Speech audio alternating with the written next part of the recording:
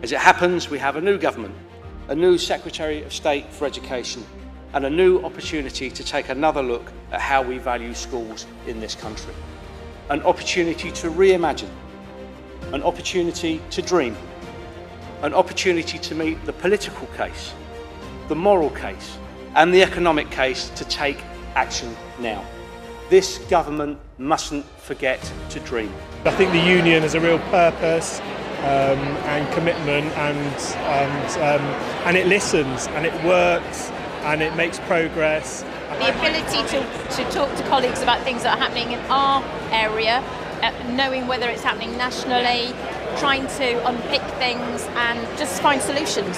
I think the conference really brought us together in terms of feeling that to this experience. we could share something quite safely, we could share safely our day-to-day life. Yeah. The casework that I do to support other people within my branch, and that's what I enjoy.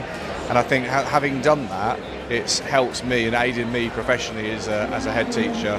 Purpose that we all work towards, so that we don't just end up in our own channels in our areas, but actually getting that big national view of what's going on.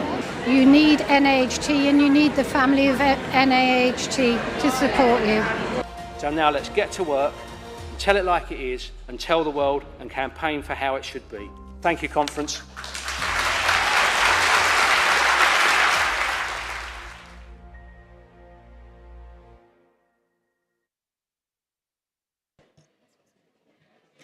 We take our seats quickly, please, colleagues.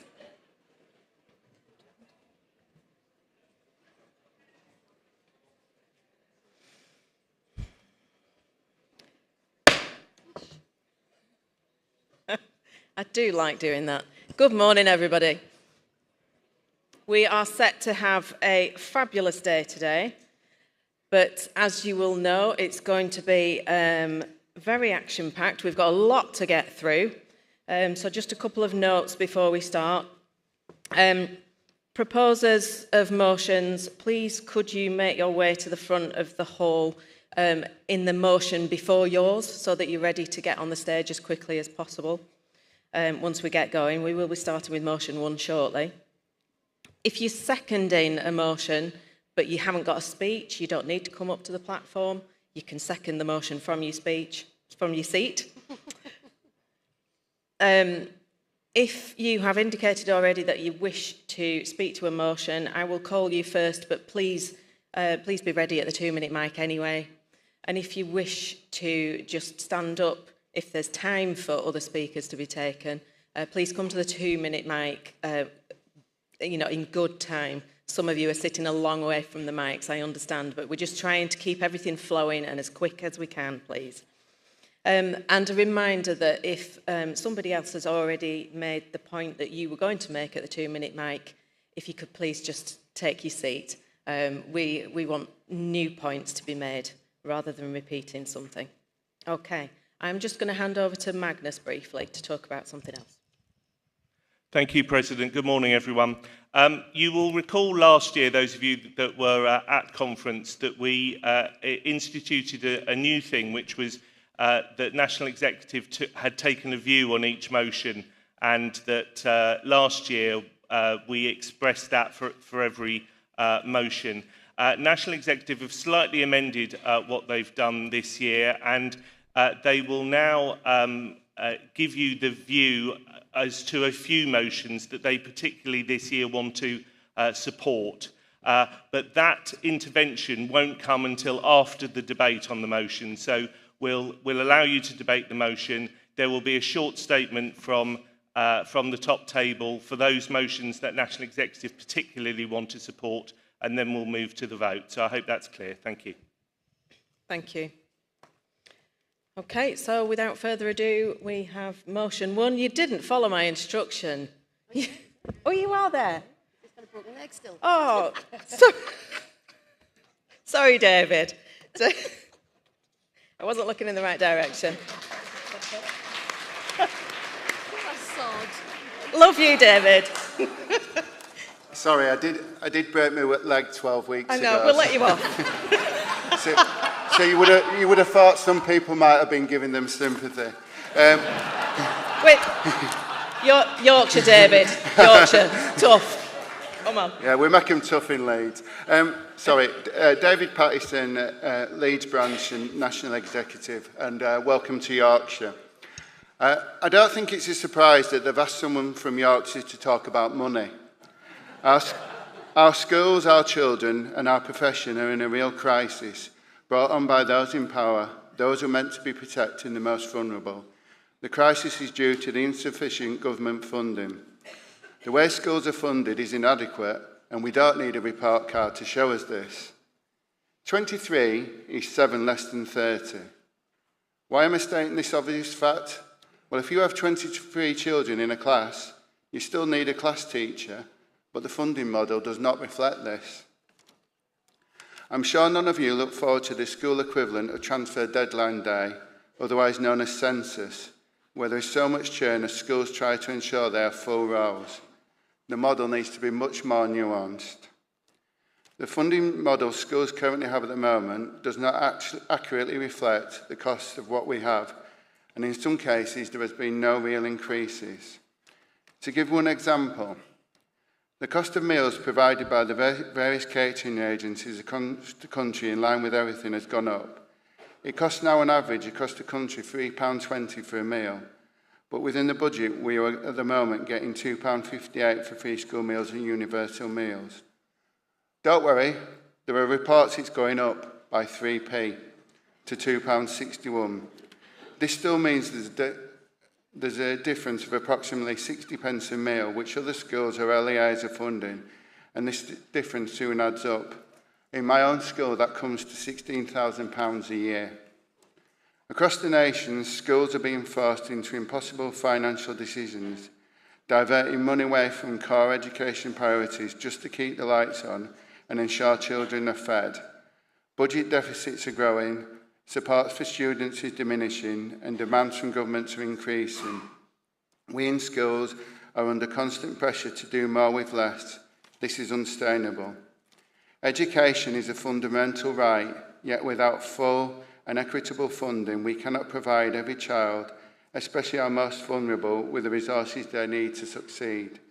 Schools are struggling to cover essential costs like universal meals, free school meal provision, breakfast clubs, SEND support and vital staff training. These are not luxuries, these are necessities. We are seeing the consequences firsthand. Pupils missing out on the support they need, learning environments deteriorating, school staff facing increased stress and burnout. The long-term financial instability of our schools is a crisis that cannot be ignored. This motion calls on government in each jurisdiction to fully fund essential education provisions to ensure that no school is forced to operate a deficit. We demand a sustainable funding model that guarantees equity and excellence for all. Education is not an expense, it is an investment in our future. Colleagues, let's send a clear message. Our children and our families deserve better. Our schools deserve better. Our profession deserves better. Support this motion and let's fight for the funding our schools need and our pupils' children deserve. Conference, I move.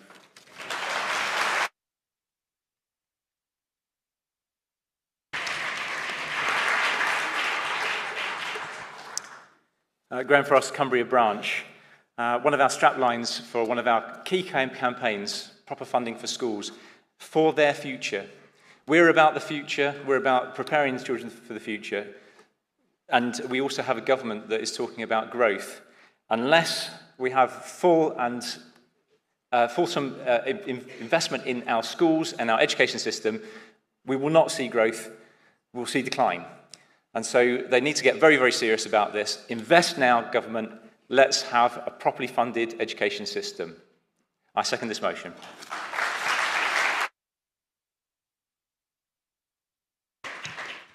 Thank you. And we've 3 people who've indicated that they wish to speak on this. Ollie Burkham, Simone Beach and Richard Collings. If you could make your way to the microphones, please. I note that Ollie is there first. Thank you.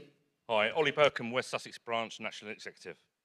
We're facing an impossible funding situation with schools making efficiency decisions that are affecting the provision and the support for all of our children. There is simply no money left.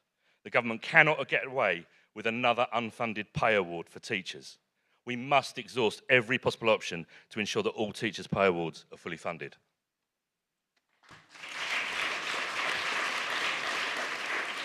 Thank you. I'm Simone Beach from the Cumbria branch, and this is my first time at conference. I can speak very personally about the effects of insufficient funding. We've had no school buildings since January the 16th, 2023, when we were told to leave immediately because it was deemed unsafe. We've had a number of temporary homes since then, and a short school day ever since. We can't wait to be all back together again as one school, but there's no denying the impact of this on the children's education. Our budget was balanced on the day of the evacuation, but it isn't balanced now. I also just want to take this opportunity to thank Graham Frost and Paul Whiteman for coming personally and visiting Sacred Heart and seeing it for themselves. Thanks.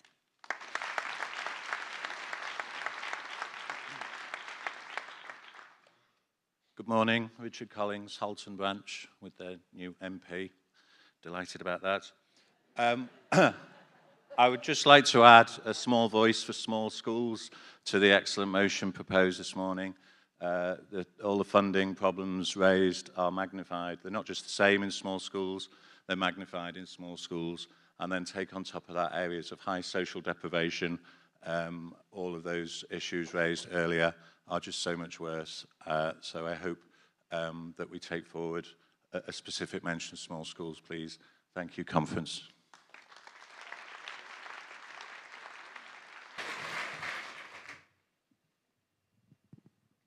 Thank you. Yeah. No, sorry, I was going to say thank you. Carry on. Deborah Walker, Sunderland Branch North East Regional Secretary. Our Sunderland branch wholeheartedly support this motion, and we welcome that it was number one on the agenda. Our leadership model in our system is on the edge of a precipice. Another unfunded pay rise will be catastrophic for us all, not just in the amount of staff we have in school, but on our well-being of our leaders. We are having sleepless nights about what we can and can't do. But the important point that the Sunderland branch wanted us to raise was the idea of the interpretation of the two words that, for me, are very clear: fully funded.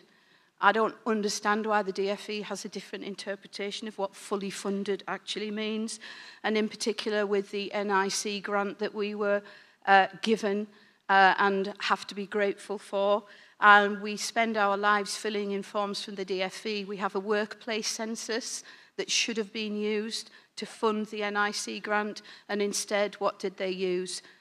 Free school meals figures. Why bother having a workforce census to allow us to fully fund an NIC grant and not use it? The answer's obvious. Sunderland support this motion. Thank you.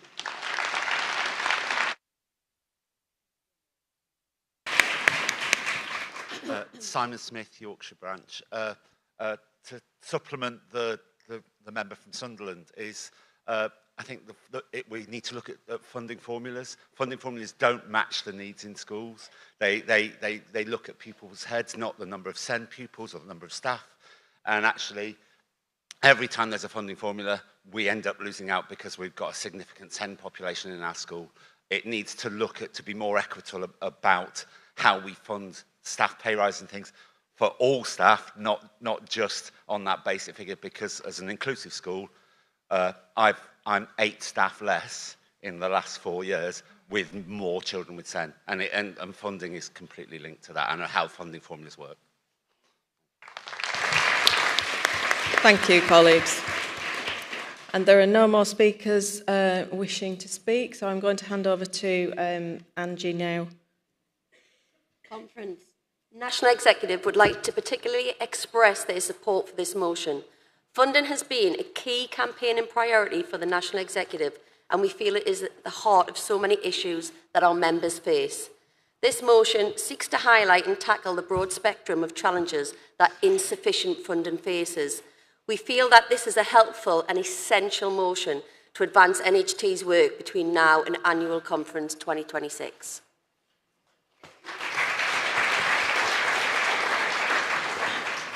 Thank you, and we move to the vote. All in favour? Thank you. All against? And that's unanimously carried. Thank you.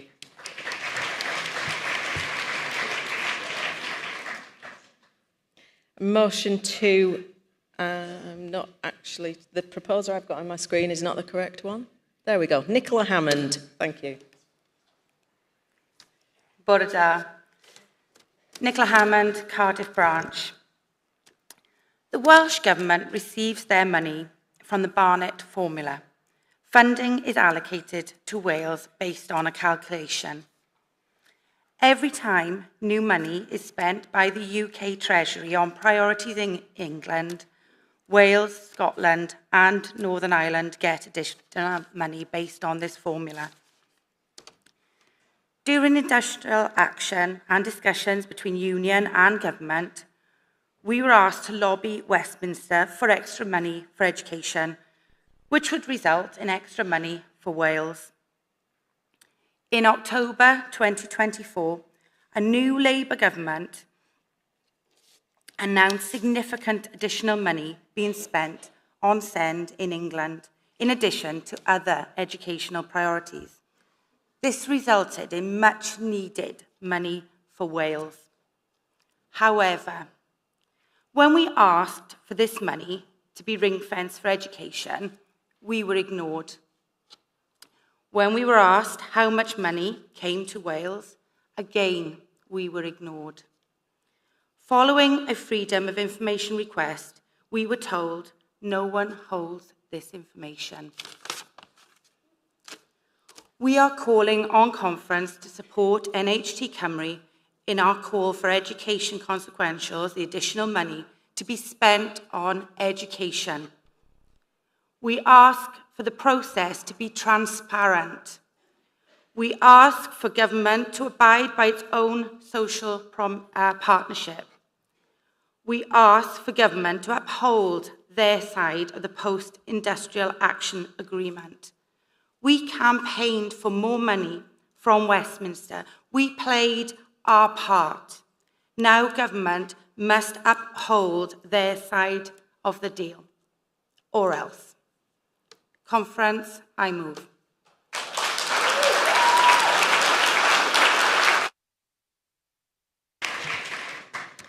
I can't see any speakers at the mics, so we'll move straight to the vote on that. All in favour? Thank you. All against? That's unanimously carried. Thank you.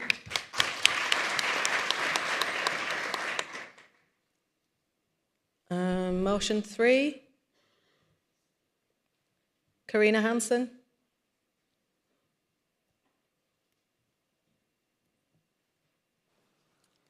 Florida. Small schools are more than places of learning. They're a lifeline to our communities. In many villages and communities, the school is the last remaining public service, providing not only education, but identity, stability, and belonging.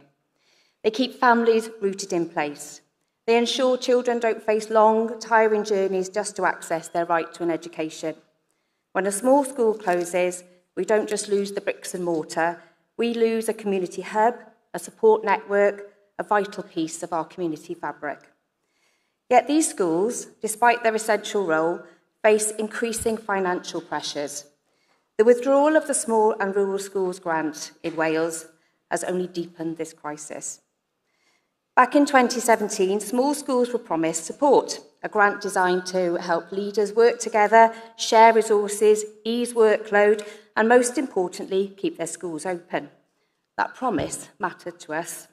It recognised that small schools needed tailored support to survive and thrive. But by 2022, the grant was withdrawn. School leaders in these settings are not just heads. We are teachers, Elencos, safeguarding leads, midday supervisors, caretakers, and more, with all the responsibilities that come with these roles. The weight leaders carry is immense, and without proper support, this model just simply isn't sustainable. And while some schools, small schools, receive additional funding through sparsity, many, such as those in urban areas, do not, leaving them at a disadvantage through no fault of their own. This funding inequity forces impossible choices that directly impact children's education. And the grant wasn't huge, but it was a lifeline. I think the grant was less than the amount it takes to keep a large secondary school going. It provided precious release time, time to collaborate, to innovate, to share provision, to share good practice, and to address key Welsh Government priorities like workload reduction, curriculum and ALN reform, and community-focused schooling, which is a little bit bizarre, because then they withdrew it. And as our pupil numbers fall in many schools, more schools are going to fall into that small school category. These emerging small schools are going to face the same challenges and will need the same support. In the big picture of funding, Small Schools Grant was a drop in the ocean, but to a small school, it made the difference of allowing leaders just a little time to improve and develop provision and education opportunity within their schools, to collaborate with other small schools, reducing workload for staff, and in some schools, to be able to manage another year with a tight budget. Grants helped local authorities support their small and rural schools too, finding ways to keep vulnerable schools open or to share vital provision, often difficult to provide in a small school. NAHT Cymru calls on you today to back our campaign to restore the Small and Rural Schools Grant. Support our leaders, support our schools and our local communities, and most importantly, support the children in these communities who deserve the same opportunities as every other child in Wales. Conference, I move. Diolch yn fawr.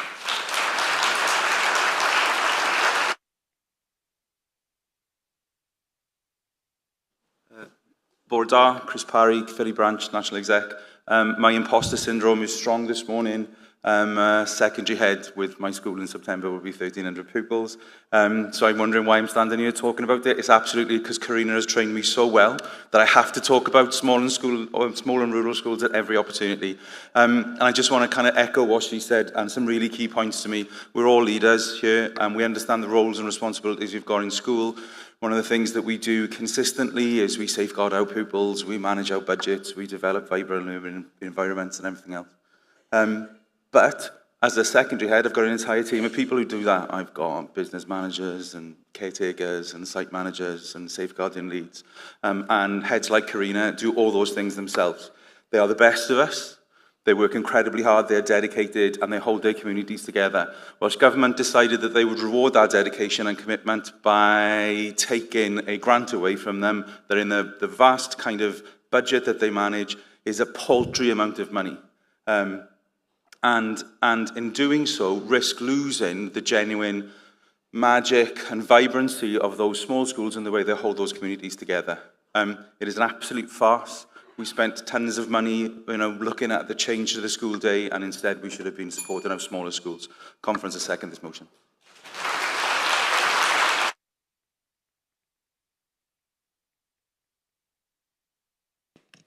I don't see any speakers wishing to speak on this, so we go straight to the vote.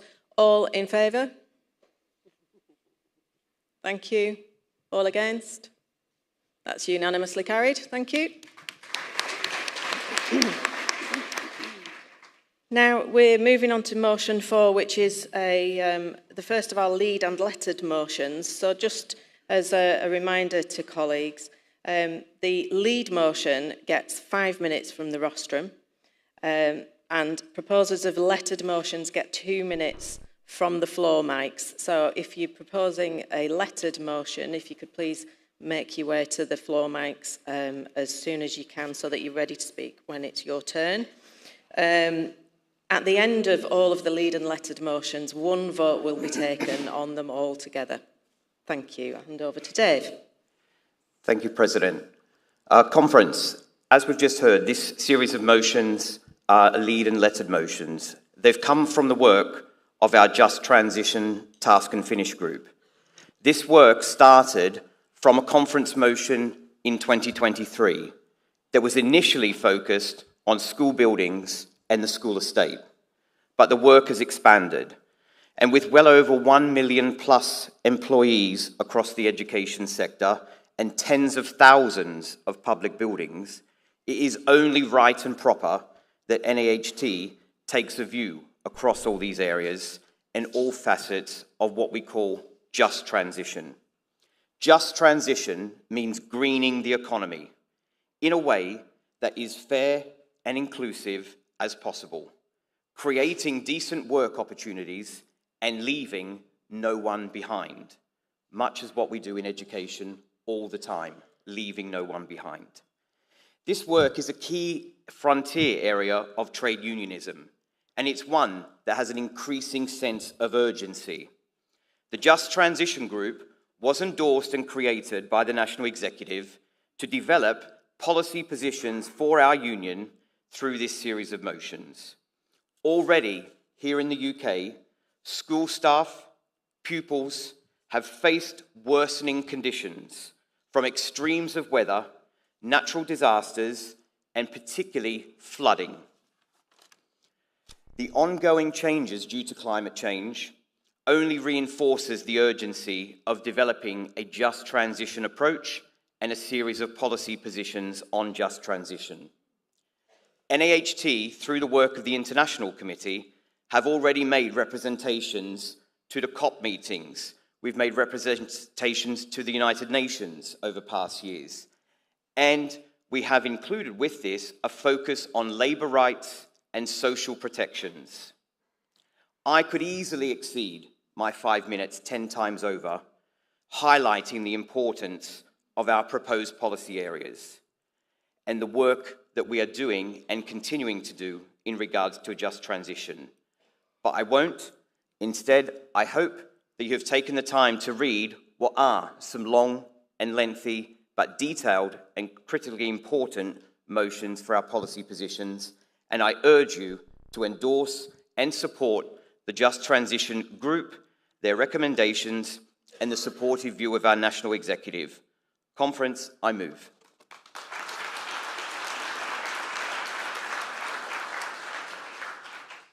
Jonathan Gray, Northern Ireland Representative, National Executive and International Committee.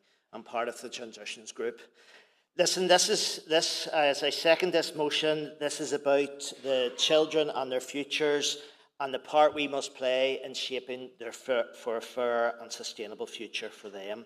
The motion lays out a clear transition plan that puts workers, communities and pupils at the heart. I urge you to vote for it, to support it, and thank you. I second this motion.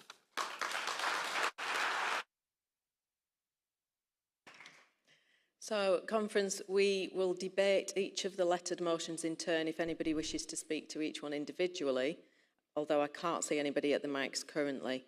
And what I should have said before was if you're proposing a lettered motion, you don't need to speak at all if you don't wish.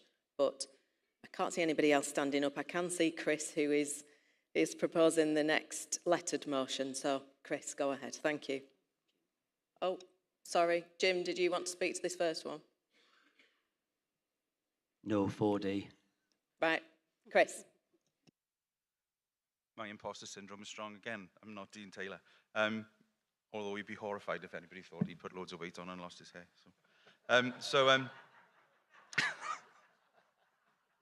So I can be Dean if you want me. Our schools do more than just educate, they shape the world to come, and with that comes a responsibility to act on the defining issue of a time, which is climate change. We know the pressure school leaders face, budgets are tight, demands increase year on year, and yet we're asked to do more and more. And while we accept the need to reduce our environmental impact, we must be clear the burden of navigating complex procurement decisions and environmental due diligence must not fall solely on the individual school leaders. Let's be honest about the challenge. Procurement of supplies make up 1% of the total of the carbon emissions from schools, and that's not a small number, it's a national issue. There have been international calls for schools to disentangle their finances from fossil fuel companies. It's a call we support. However, making this a reality requires government action, joint policy and systems that make all this possible.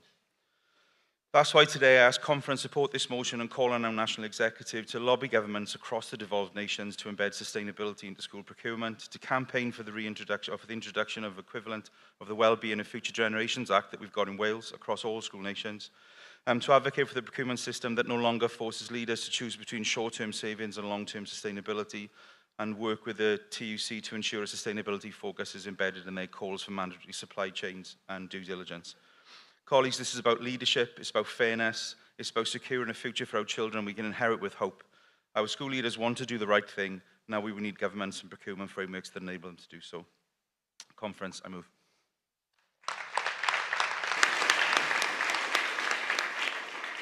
Thank you, Chris. I can't see anybody who wishes to speak to 4B, so we'll move straight to 4C.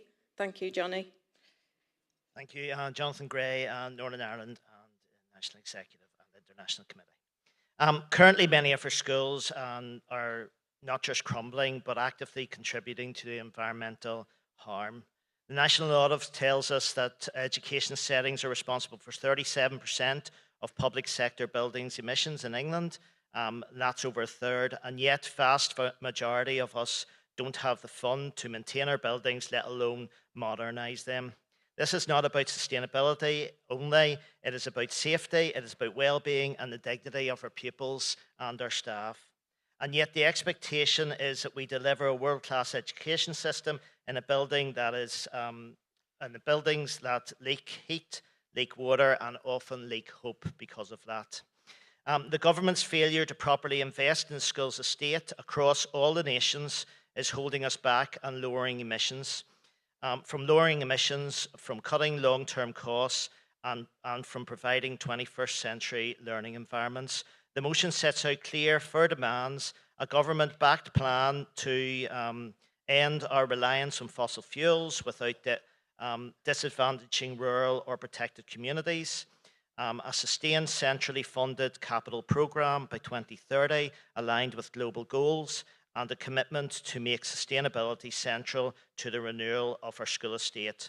Investing now saves money for future spends as well as a planet for our children. This is urgent and ethical. I call for a greener, fairer future for our children. Conference, I move.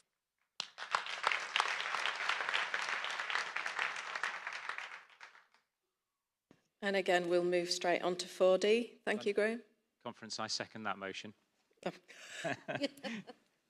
Okay, 4D. Look, colleagues, we have to support these motions. It's been a real privilege to serve on the Just Transition Committee.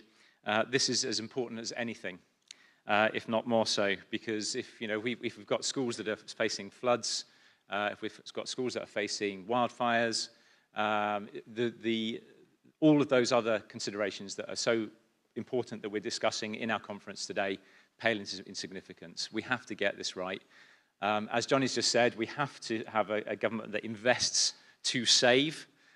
Invest now. My own school has solar panels on, and through having that big investment, we now are able to benefit not only from that the conscience of having done something for the environment, but also our annual energy bills are much, much lower.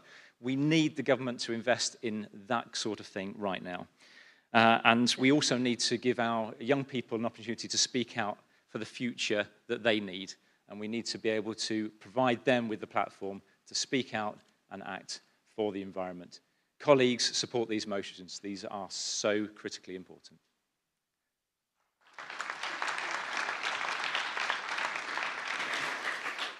And we're open for debate. Jim, if you want to come forward now.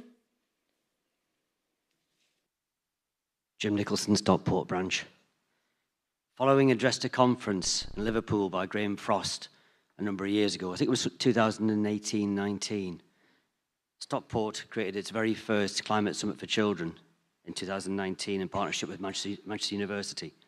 Over 100 young people took part in a cross-phase debate about their thoughts about climate and how it was impacting upon them. Since then, working in partnership with the local councillors, Stockport holds an annual climate debate held by children, chaired by children. They create the motions, debate the motions, and then the young people put forward their thoughts on motions in particular, and the most popular one is then submitted to the council. The council-elected members then actually act upon that superior motion and make it policy.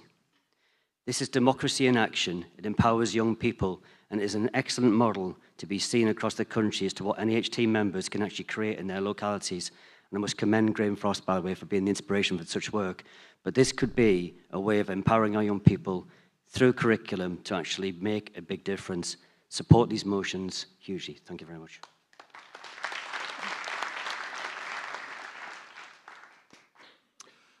Kevin Burnett, Bath and North East Somerset.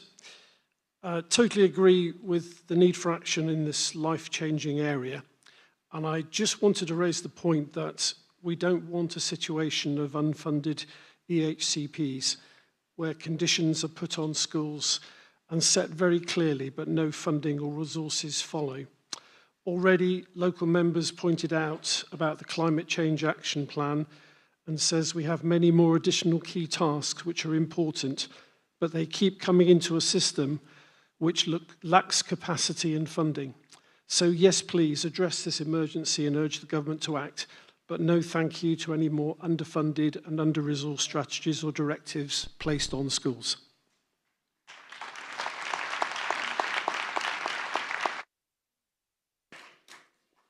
Thank you, everyone. I can't see anybody else wishing to speak, so we will go to the vote. Just a reminder, we're voting on all four of those lead and lettered motions. So, all in favour? Thank you. All against? That's unanimously carried. Thank you.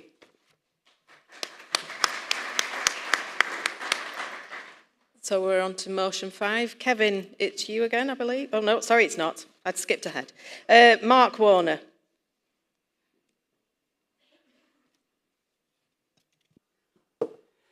Mark Warner, West Sussex branch and South East region. I just want to say, coming here is like coming home.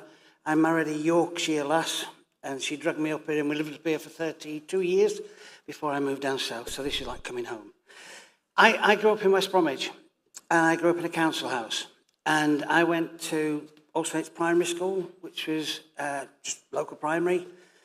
And growing up in a council house, I sat next to Jane Count, who lived in a huge house, had her own horse, and went horse riding, and did all that. Then I went to secondary school, and in the secondary school I went to, 2,000 children, or 2,000 students, should I say, 1,400 weren't white. We were the minority, and I had an absolutely amazing secondary school experience.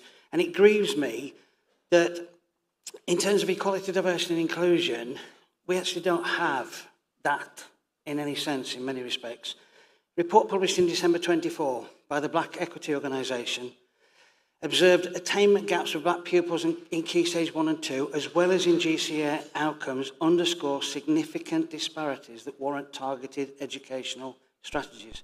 Higher rates of exclusions among black, particularly Caribbean pupils, again highlight the issue. Black pupils are disproportionately hit with fixed-term exclusions in England, 3 times as many in some places. And also the stark underrepresentation of black teachers and black leaders in the UK is significant. Similarly, in a report Black Child Send, published by Global Black Mental Health, it states the interpretation of black children's behaviour is seen as deviant or pathological instead of an indication of an additional need. Equally, in higher education, it's mirrored. 13% attainment gap between the likelihood of white students and students from black, Asian, minority ethnic backgrounds achieving a first or a 2-1. So it's from early years right the way through to higher education. The 2021 Education Committee report, they've forgotten how white working class pupils have been let down and how to change it. And we know that white working class boys in particular are doing less well than any other people group, closely followed by Pakistani and Bangladeshi pupils, okay? Access to higher education, the proportion of white pupils who were free school meals starting higher education by the age of 19 in 2018-19 was 16%, the lowest of any ethnic group other than Traveller and Irish Heritage and Gypsy Roma. Similarly, Early Years Foundation from the Education Policy Institute annual report in 24, EYFS, among low-retaining pupils at age 5, 2 ethnicities stood out as having large gaps compared with white British pupils. Gypsy Roma pupils, a gap of 8.3 months, and Irish Traveller, a gap of 8.2 months. In primary, Gypsy Roma pupils saw a large decrease in the gap of around a month, although they still remain a year and a half behind. And in secondary, by the end of secondary school, the largest disadvantaged gaps were white Irish pupils 30 months, white British pupils 23 months, and white Asian pupils 22 months. We don't have equality. we don't have equity, and we're not really inclusive. Conference, I move.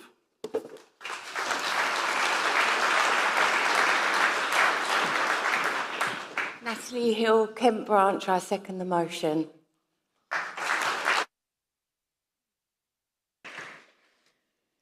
Thank you. And I did have Kevin, no I didn't, sorry, forgotten. We've had an amendment to this motion put forward by another branch which has been accepted by the proposers as a friendly amendment. It's on the screen for you now to have a look at.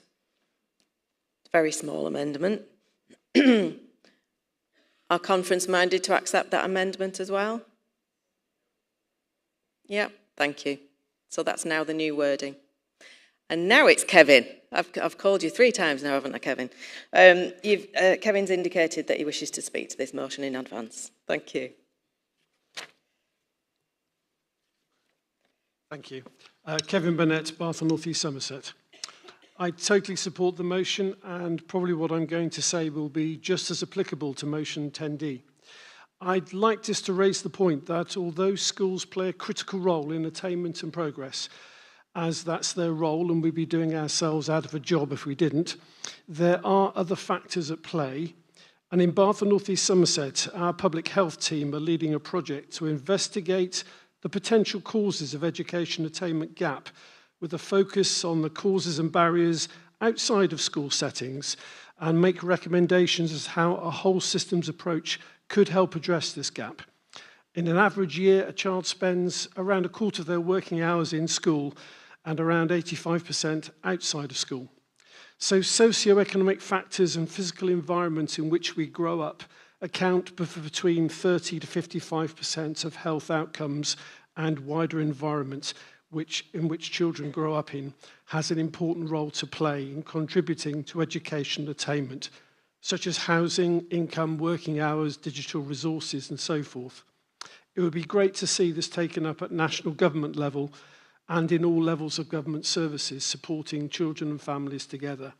It does take a society to raise a child, a society where each part values education and supports children and young people to get the most from it.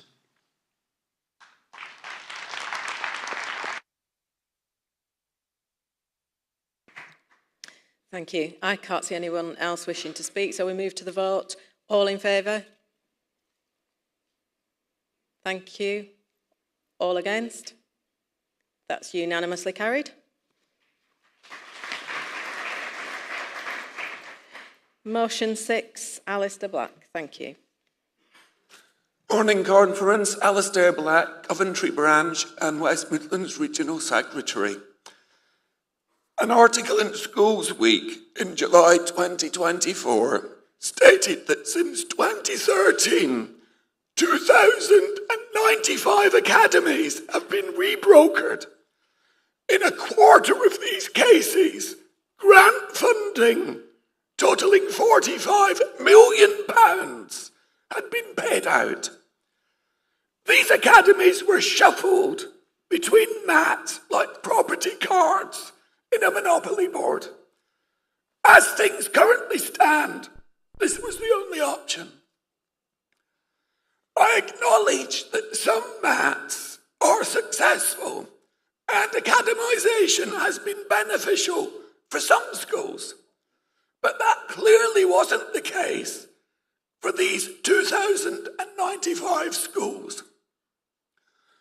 As long ago as 2017, a report for the Parliamentary Education Committee stated we are concerned by the growth of untouchable schools and the length of time it is taking for some schools to be rebrokered.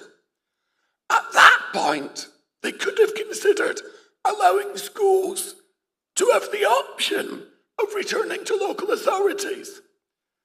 But that option was not available. My experience of academisation was dreadful. I took an acting headship in 2013 at a point where the LA and governors had already started the ball rolling for the school to become an academy. It was a Category 3 school, and the local authority felt unable to support it.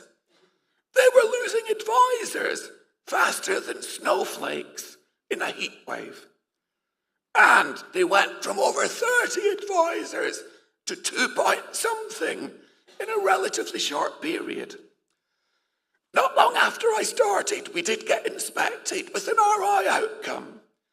And shortly afterwards, during a monitoring visit, they recognised the rapid improvements that were taking place. But the dice had already been cast.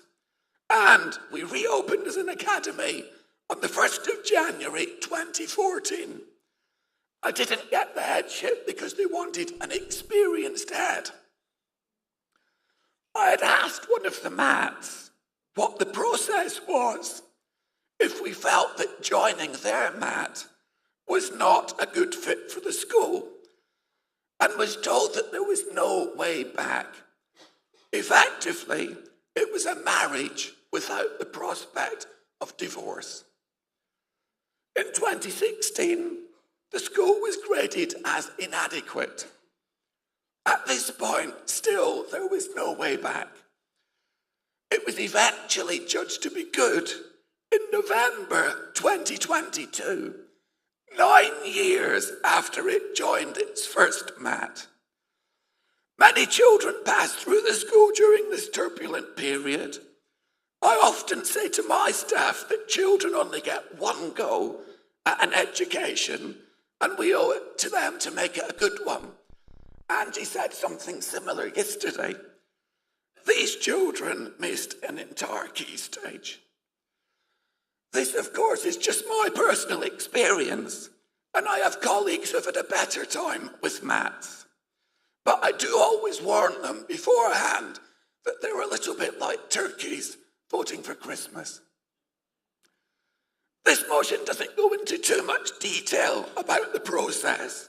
It simply asks that should it be in the best interest of their children, that schools have a way out.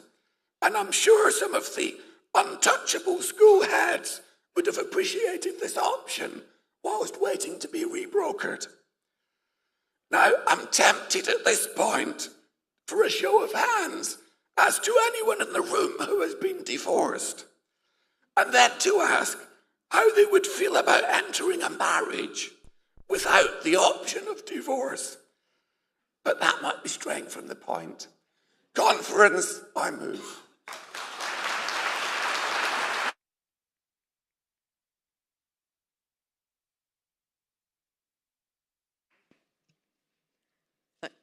Thank you. We have had an amendment from another branch to this motion. It has been accepted as a friendly amendment. I believe it's going to come up on the screen. There it is. Just give you a second to read that.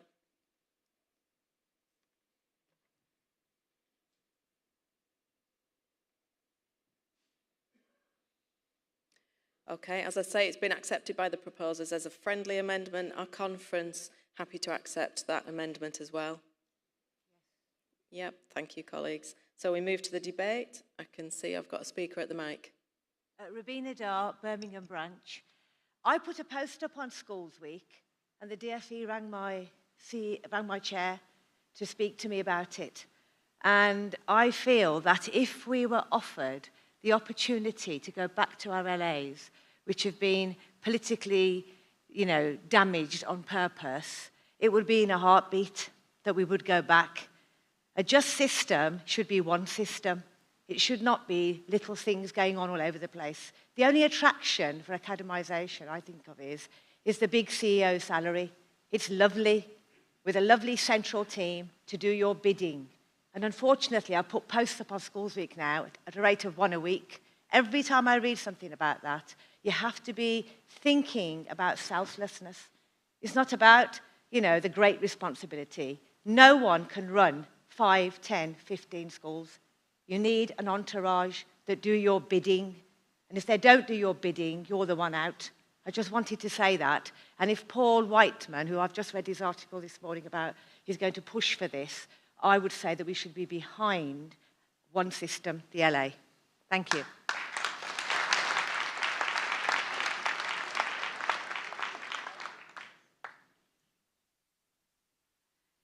Deborah Walker, Sunderland branch. This is probably going to be the most unpopular speech in the room today.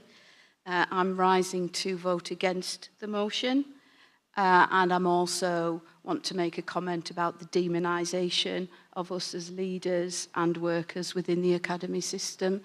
There are some rogue people out there, but we cannot tarnish the whole system by the poor people that seem to hit the headlines. So in Sunderland, we read this motion with interest. We understand the academy structure is very complex and the current structure is far from perfect. We have many small mats in Sunderland, and we actually reflect that in the northeast. We agree with the nightmare of rebrokering that schools sit in a hinterland with nobody wanting them, and I can't imagine what that feels like. We also agree that the current landscape is not fit for purpose. But the fact that school leaders can approach their local authority to discuss whether they could return, this actually reflects a lack of understanding about the current MAT structure, about that we are legal businesses, government with charity status. Approaching the local authority is not the answer. The debate needs to be had. We absolutely agree with that, and we agree the current system is not the best. I'm slightly concerned that the previous speaker has pointed out the polls supporting this, so, you know, talk about being not the most popular person in the room. We feel the debate needs to be done, but we do not support this motion.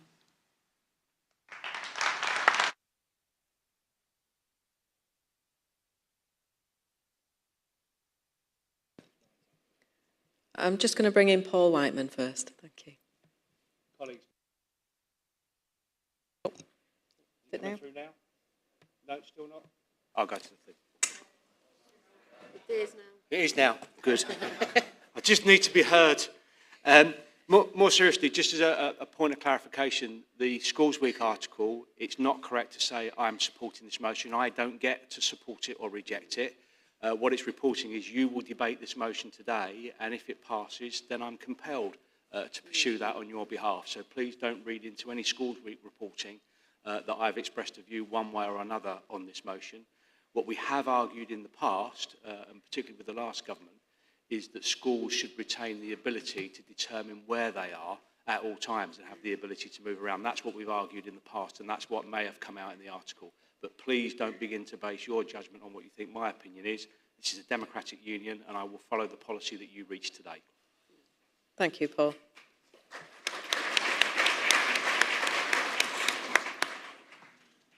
Jim Nicholson, Stockport branch. I just want to applaud Deborah from our Sunderland colleagues to speak up against this motion, because that takes an awful lot of courage.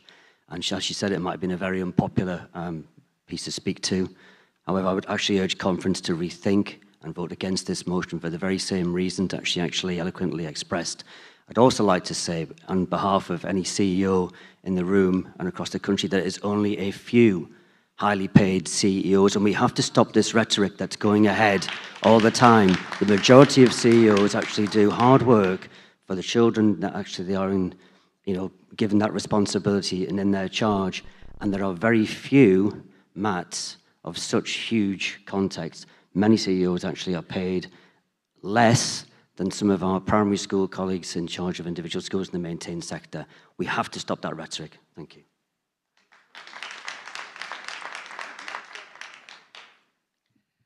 Michelle Sheehy from Walsall branch. I'd like to speak in support of this motion. I think there's a lot of conflict between the idea of all MATs are bad and etc. And I know that that is definitely not true. I know of head teachers that have joined MATs and said they've had excellent CPD, etc. I think this is about choice, and I think that head teachers, my issue is that head teachers, when they do join a MAT, often lose any say in what happens to them subsequently. And I do wonder that if the government agree that they can go back to local authorities, will that be on the say-so of the trustees of the MAT, who probably wouldn't want that to happen from a financial point of view? It all depends on the powers that have been delegated to local governing committees. So I think this would be very difficult to put into practice for all, many practical reasons, legal reasons, etc. But I think something does need to be done to ensure that the leaders of the school heads themselves get to choose what happens in terms of structure. Thank you.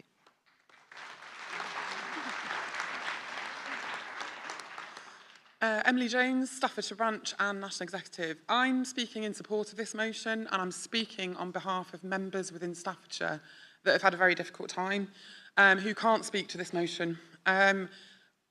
Multi-academy trusts are brilliant. They can be brilliant. They absolutely can. But as we know, they are very, very different. This isn't demonising CEOs. This isn't demonising multi-academy trusts, and the motion does not say that. So personal opinions in the room, absolutely out there, but this motion does not say that. This is about choice. This is about giving schools a choice and giving them an option should things not work for them. I support this motion.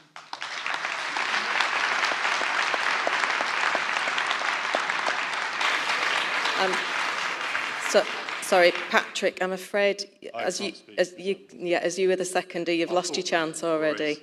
Apologies, but at the end of the debate, the proposer will get the right of reply. Somebody on this mic here, thank you. Hello, Tony Dolan at Barnsley Branch. In consultation with my colleague, Barnsley support this motion. I think I would like to comment on our previous speaker. She said that we're demonising CEOs. We've got to be careful that we are not talking about the salaries of multi-academy trust CEOs in this motion. That is a discussion for a completely different time.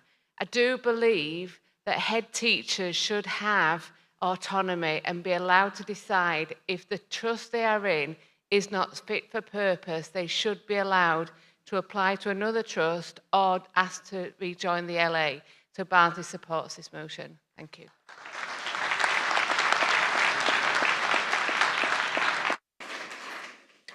Thank you, Conference. There are no more speakers at the 2-minute mic, so Alistair, if you wish, you have the right of reply. So, I acknowledged when I was speaking that it doesn't drill into the detail. It's more a motion about the principle and the choices that people get. I've got friends and colleagues who have a really, really good, productive time working in maths. And they would stand next to me and sing their praises. It's not against academies, but it is about schools having the right to change. And I know some colleagues who've joined academy chains. We've discussed how the things have gone 6 months, 12 months down the line. And they've said, Alistair, it was a disaster. What they promised was not what happened. In some cases, it cost them their jobs. In some cases, it's been worse than that, and it's cost them their mental health. This is purely about giving schools a choice. Whether they take it or not, that's up to them. Currently, there is no choice. And this is just about giving them a potential option, which they may or may not choose to take. Thank you.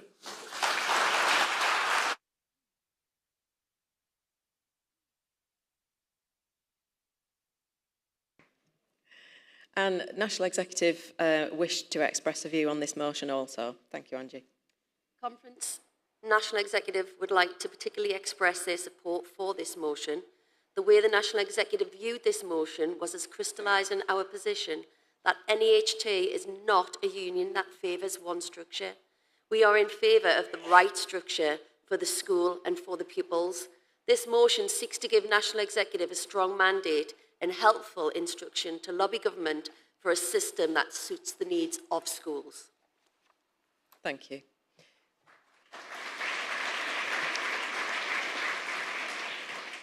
So we move to the vote. All in favour? Thank you. All against? Thank you. That is largely carried.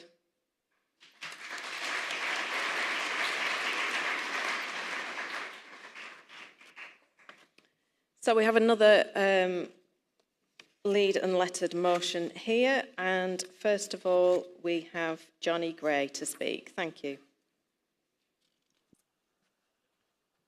Thank you, Johnny Gray, Northern Ireland and National Executive. Every child everywhere has a right to be safe, to dream, to learn and to live. And yet we know this in our core values. It's buried in our mission statements in schools, our purpose, our very reason for being. We see the spark in every child's eyes, the promise, the potential, the hope. But that spark is being extinguished for so many of children around the world. This is a crisis across the world. I'm going to give you some facts and figures now, which are they were hard for me to take on board, often when I was preparing this. In Gaza, more than 15,000 children have been killed. Thousands more are buried beneath rubble, wasting away from hunger and disease. In Sudan, 16 million children in need, rape, starvation, and yet silence. In Ukraine, 2 million children displaced, children's lives stolen, their childhood stolen, their homes gone, their future shattered. In Congo, babies being raped in war zones. In Haiti, children sleep in streets, hunted in gangs, and nothing to eat. This is indeed stark. And yet this is not fate. This is not just fortune or This is about choices that people in power have made. A choice to ignore the rights of the child. We live and teach value for every child's life. How can we be silent when children are being treated as disposable? The UN Convention of Rights of the Child stands as a covenant made for the future of each child, including our own, safeguarding each child. Right now, that covenant is being broken in plain sight with devastating silence across the world. Let us not be silent. Let's demand that governments uphold the rights of the child in every response, every crisis. Demand that the erosion of the child's rights comes to an end, regardless of politics. Demand that we become the voice of those that have none. Conference, I move this motion not out of political view, believe you me, but out of fierce, unrelenting love for the children of our world. Conference, I move this motion.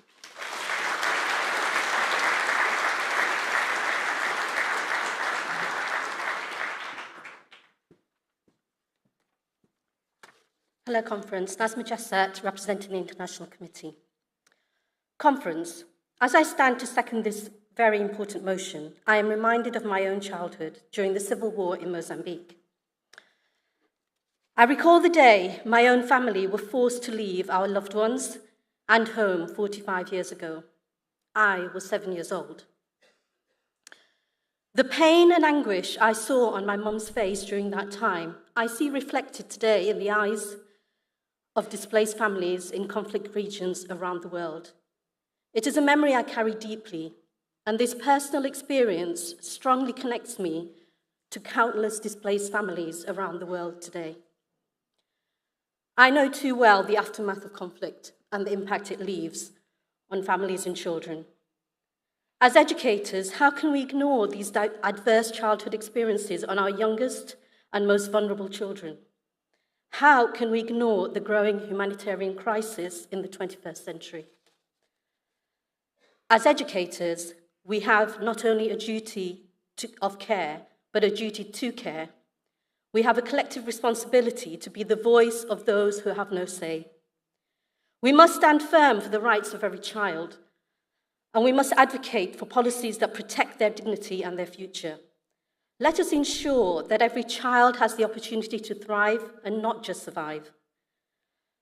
We must pledge that we will not turn a blind eye to the suffering of our youngest and most vulnerable in war-torn regions.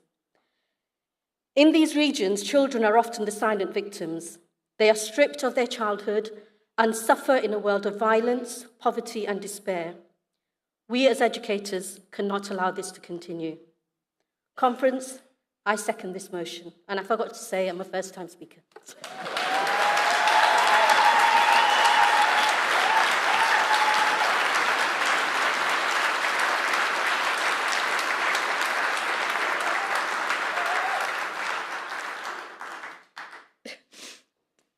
Sorry.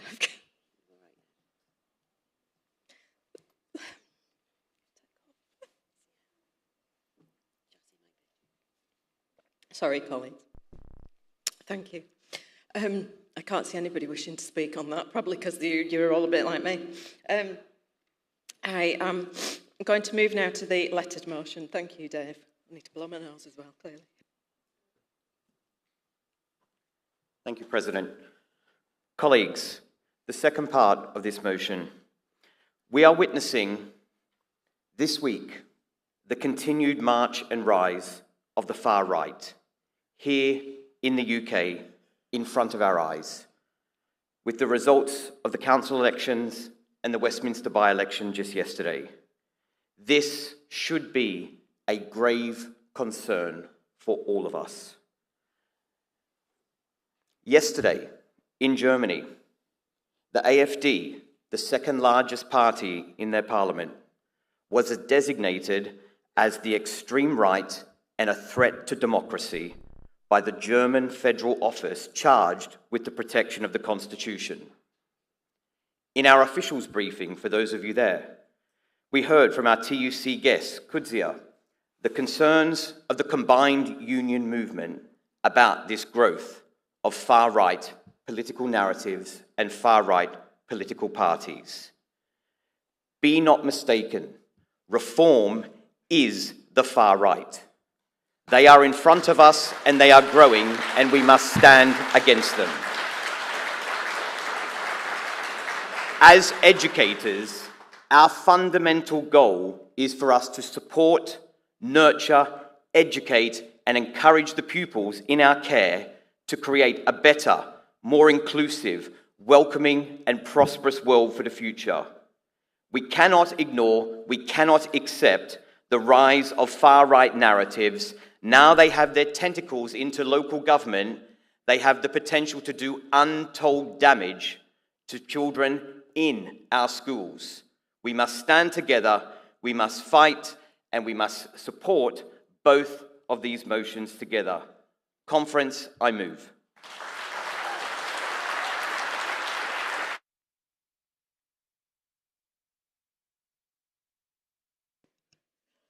Thank you. I can't see anybody at the 2-minute mics, so I am going to hand over to Angie again as National Executive. Wish to express a view on this. Conference, National Executive would like to particularly express their support for this motion. Both the lead and lettered motion perfectly capture that this is about putting the children and education first. We believe that these motions are an important moment for NAHT in drawing a line against conflict and against hate in our own country and across the globe.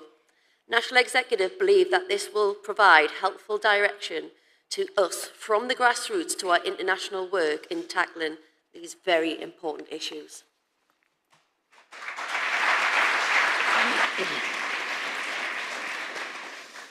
And now we move to the vote. All in favour? Thank you. All against? That is unanimously carried. Thank you. Time for one more. We move on to motion 8. This is the last motion that we'll take in this session. Thank you. Sorry, I realise I keep forgetting to introduce myself. Dave Woods, Ealing Branch, London Regional Secretary, National Exec Member. And I promise you this is my last time up here. It's just the running order of how they've come. Colleagues, we've just endorsed and stood firm on the rights of children to have their education upheld, supported, and developed. And supporting the UN Convention on the Rights of the Child, we are also ensuring the safety, the health, and protection of harm for children. This motion from the London region, and I'm proud to say supported by colleagues from Northern Ireland, is fundamentally a motion that is about trade union solidarity. This is what we do as a trade union. We provide solidarity to other unions. And in this instance, we are looking for a motion of support to provide solidarity for the General Union of Palestinian Teachers. This is not a motion to discuss nor debate the rights and wrongs of continuing conflict. This is, for NAHT, a proud, a growing, a strong trade union to show that stand of support and solidarity for another union, and to work with our sister unions through the TUC to provide support, assistance, to enable the restarting of proper education as a priority, ensuring those UN rights of a child are upheld for children currently being denied them. Colleagues, if you stand for education, if you stand for the rights of children, if you stand for children having access to education, and as a member of this union, if you stand for trade union solidarity, I urge you to support this motion. Conference, I move.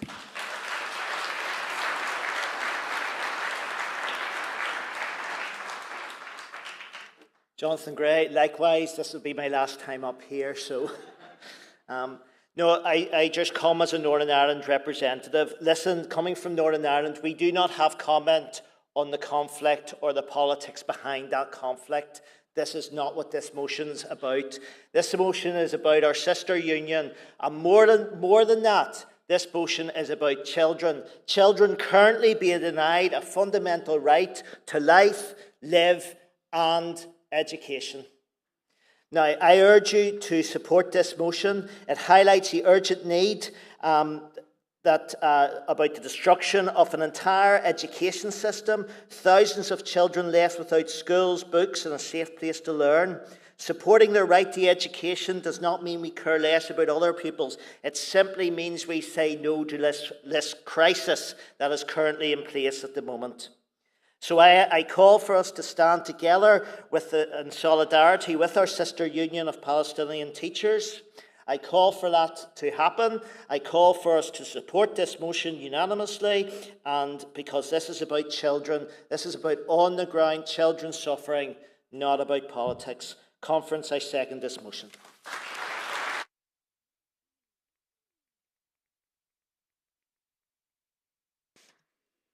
Thank you. And I can't see anybody wishing to speak, so we'll move straight to the vote. All in favour? Thank you. All against? That is unanimously carried. Thank you.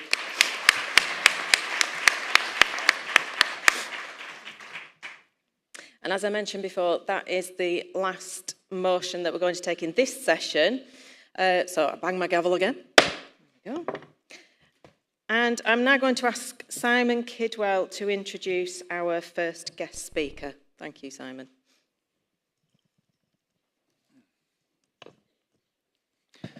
Good morning, conference. It's a real pleasure to welcome today's guest speaker, someone whose journey I've had the privilege of following and occasionally sharing the road with. That's Chris Boardman, CBE. I first met Chris on a cold, wet bypass outside of Chester around 1984. I was riding for Stonewheelers Cycling Club, and Chris was with Birkenhead Victoria Cycling Club. Chris, you may not remember the skinny fellow teenager from Stoke, shivering in a damp woolen jersey, but that brief encounter marked the beginning of a connection that has lasted over 4 decades. I clearly remember shedding a tear when Chris won the Olympic gold in Barcelona. I screamed myself hoarse when he beat the seemingly unbeatable Miguel Indurain during the prologue of the 1994 Tour de France. And Chris, I bought my first carbon fibre road bike. Of course, it had to be a Boardman bike. Chris's achievement as an athlete and innovator has been truly groundbreaking.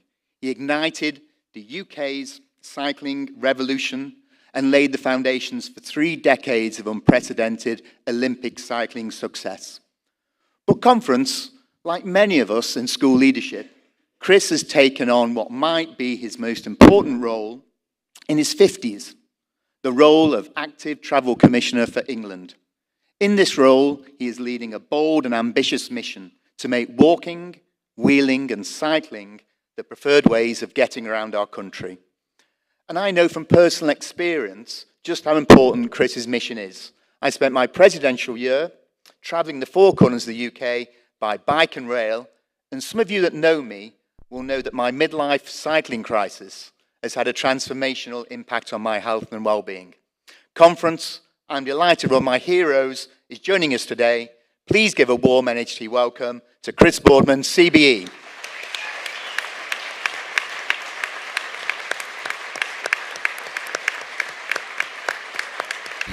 Betty, she's 7 years old, and she wrote to the Prime Minister.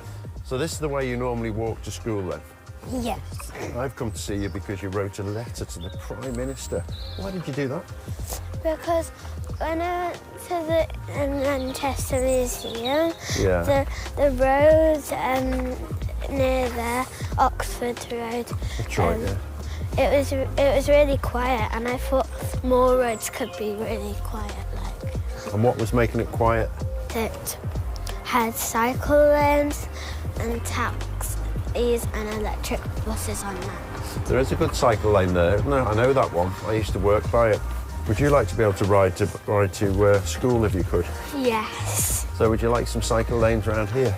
Yes. Well, I think that's a really good idea. It's always inspiring and frustrating in equal measure when I come to schools and visit, because when you ask people to put their hands up if they rode to school or scooted, you get 1 or 2 hands going up. You ask them how many would like to, and everybody's goes up. It's frustrating that what is standard on the other side of the channel we don't have as an everyday experience. Betty's dream is a simple one. It makes nicer places to live, it's affordable, it's low carbon, it's everything that we need, and it's our job to deliver it.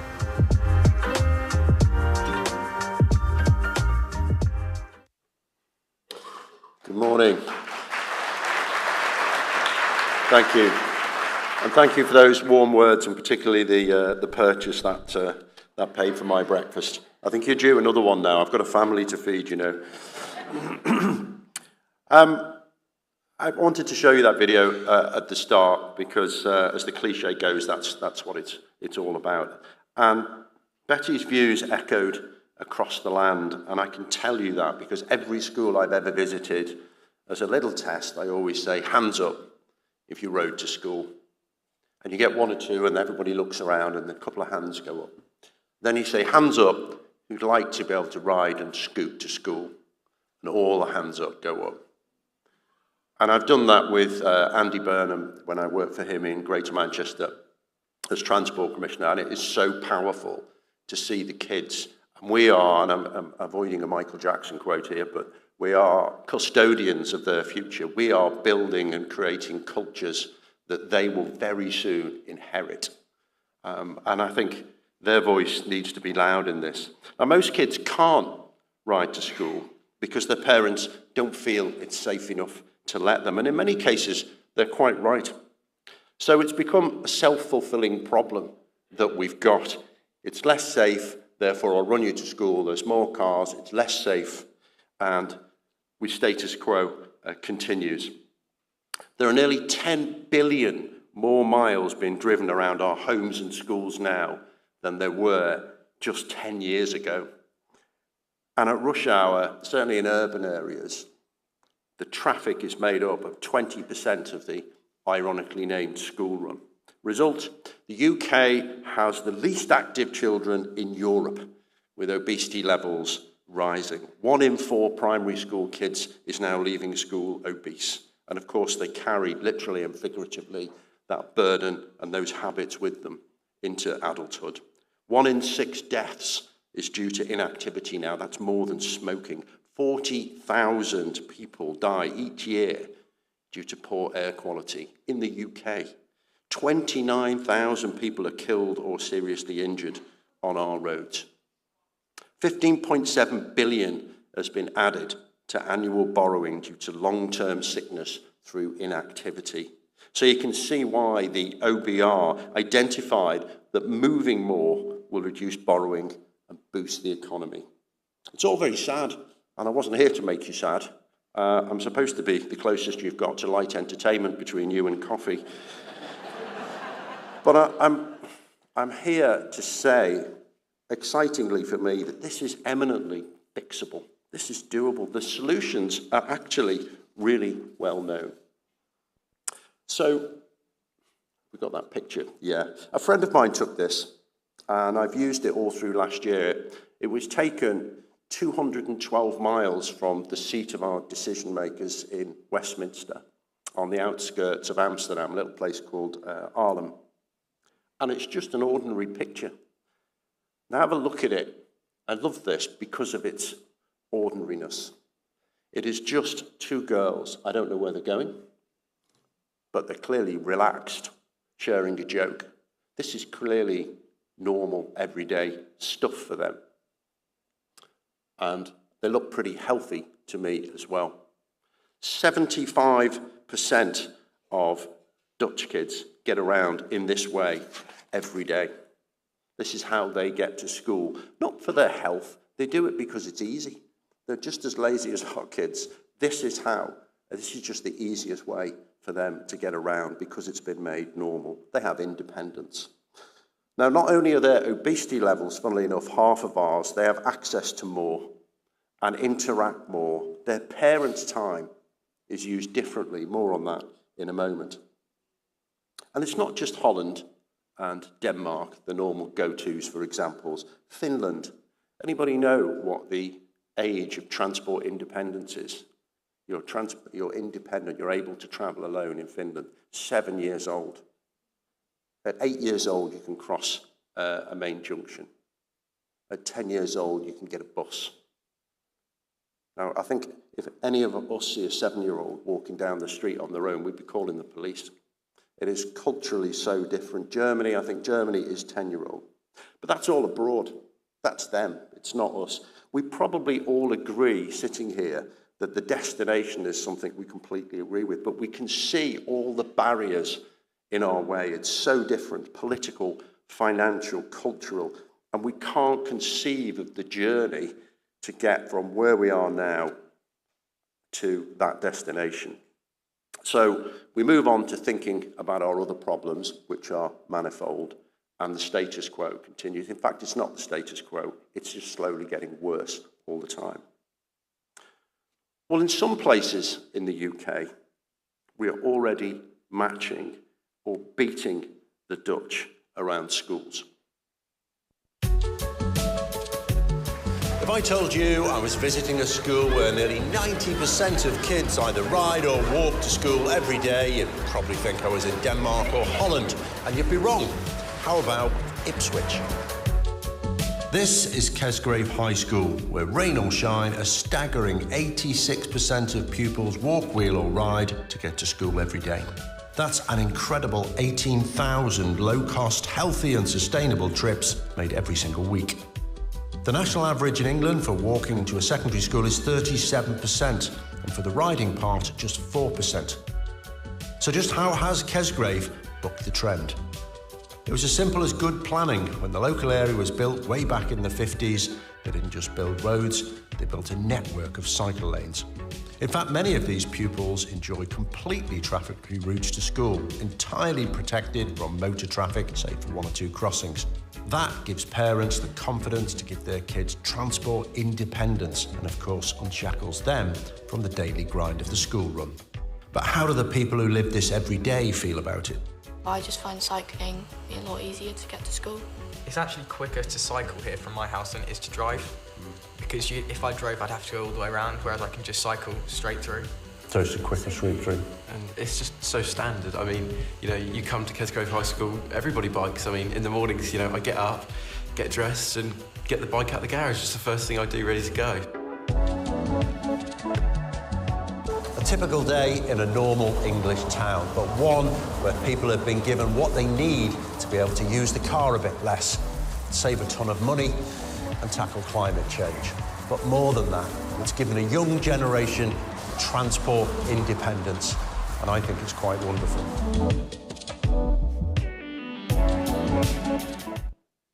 I'm not sure why I keep filming those things in the winter. I've got to go after it when it actually looks nice. I think the word that popped out for me there was easy. It's just the easiest way, because that's how we're built. We will do the easiest thing, regardless of it, to it's our own detriment long term. We do easy. And there was masses of spin-offs there. So I spoke to the head teacher, Miss Upton, and we had a little chat about it. And she said, yeah, it helps with bullying. And I said, what? And she said, well, it tends to happen after school. And I know, because I was on the thick end of this when I was at school, around bus stops and on buses where kids are effectively kettled with no adult supervision. But when you can come and go as you please, then it gives you a way to avoid all of that. And it's something I'd never even considered. And the people I was filming with all started going, yeah, that happened to me at school. Yes, I remember. And you don't realise the ripple effects of this are absolutely massive, or could be. So the national average, as you've just heard, is 37% of secondary students walk, only 4% ride to school. If Kesgrave kids followed that national average, there'd be 160,000 more miles being driven each year on local roads, and 8,000 hours of parents' time would be locked up ferrying them about, not to mention the increased costs of fuel for a household and possibly even a second car. Initiatives like this exemplify how combining simple, targeted infrastructure, and I think you saw, it's not pretty stuff, it's not clever, it's just basic bits that join it together. Simple infrastructure, school buy-in, you saw the parking that was provided there by the school, and community support enhances lives much more widely than just that of the pupils. So let's extrapolate the other way with a little thought exercise, but staying well within the bounds of financial and political plausibility. If we take Kesgrave as an example, completely typical English suburb, and we extrapolate, 100 other schools were able to achieve the same outcomes. Just 100, that's a fraction of a percent of the schools in this country. It would mean 41,500 more kids being active every day, and 16 million fewer car journeys on local roads at peak time. Slightly going out of fashion at the moment, but in terms of carbon, that's 3,500 tonnes of carbon saved as well. If we did it for 1,000 schools, which is about 5% of primary and secondary schools, it would mean nearly 500,000 children being more active every day, sustainably and normally, independent, and 160 million fewer car journeys every year. And imagine what the scale of an example like that would do to catalyse culture change. I wonder how many parents would start to say, why haven't I got that for my family? Which is why this conversation is so important. So what's the plan? You're probably expecting me to ask you to do something. Well, I know that like the NHS, overloaded school leaders are often asked to do an awful lot more and deal with problems that are not of their making. No, this is for us. This is for Active Travel England to sort, the local government to sort, the national government to sort. Now, I'm already going around the country speaking to mayors and leaders across the land on behalf of ministers. They want every pavement in England to be usable by a parent with a double buggy. They want children to have the freedom to stay at after-school clubs and have improved mental and physical health. And they want families to simply be safe enough to choose to travel under their own steam. The school run resonates with those leaders, and we are planning to act. In fact, we, Active Travel England, already are. 40% of the dedicated active travel funding that we spend is being used within 100 metres of a school now. Our mission is to connect every school with every park and every high street.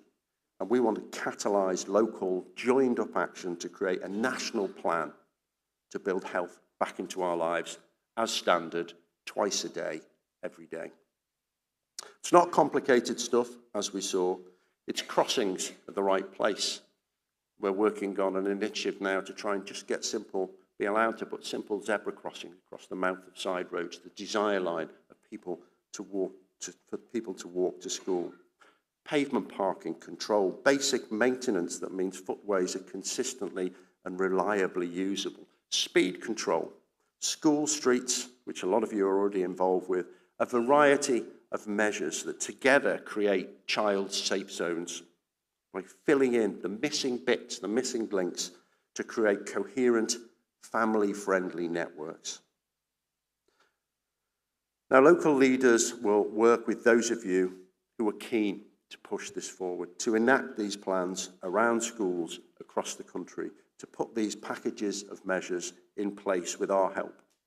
And as well as infrastructure, we'll fund activation activities to give kids and families a reason to then try travelling differently.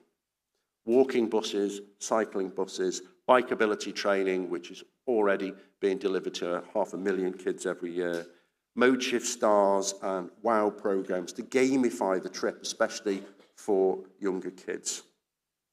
Our early estimates are that this first phase, if you like, could quickly create about 3,000 miles of child-safe routes, to start with predominantly in city regions, with the intention of getting 1.6 million more people active, and in doing so, cut the need for 500,000 GP visits and returning 37 billion to in economic benefits. So back to the ask of you. Together, you know your voice is strong. It's respected by local leaders. It is listened to by national leaders.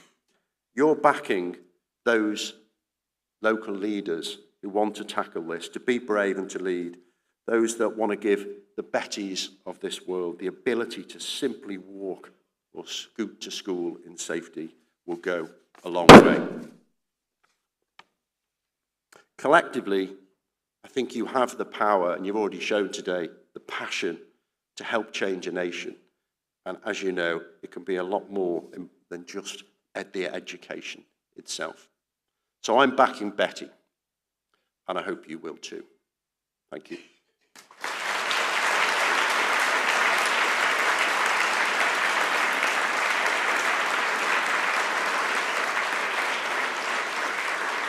As I say, I'm conscious I'm between you and the coffee, but I'm quite happy to take a couple of questions if we've got any. Thank you, Chris. That is, as people are making their way to the mics, can I just say thank you? That was really interesting. Some really interesting facts there. Very, very thought-provoking. First of all, Julie. Thank you. Julie Simpson, South Gloss branch. Chris, that was really inspiring. Thank you so much. I'd just like to say, back in the day, 60s, 70s, when I was going to school, everybody walked to school, everybody cycled to school. So obviously something's happened along the way. Can I just throw in one little thing? And that is children attending local schools, you know, local children, local schools. And I think one of the issues we've got is that parents Google Ofsted. They want to see what the Ofsted inspection rating is, or I want to get my child to that school. We need to get back to the place we were back in the 60s and 70s, where local children went to local schools. Thank you. Thank you.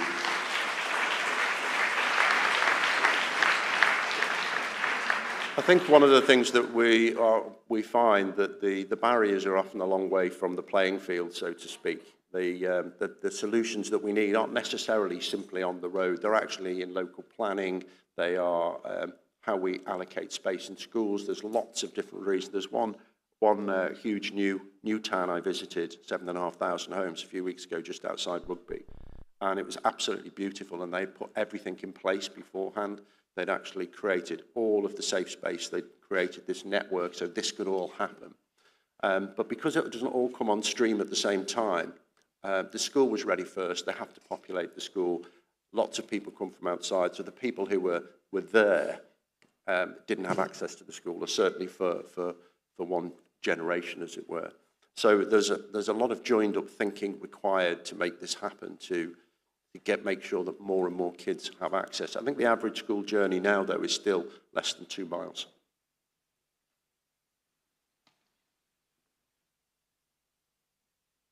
Hi, Rachel Kay, first time speaker, Blackburn and Darwin Branch.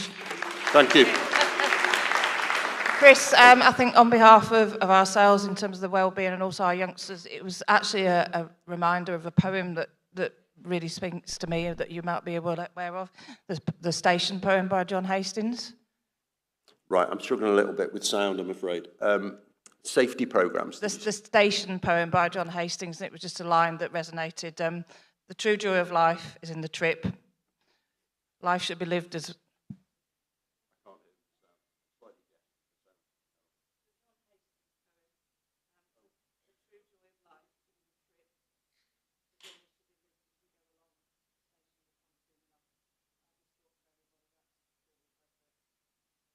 Well, it is, and I think we're so busy being involved in doing stuff, we don't stop to think about the quality of life.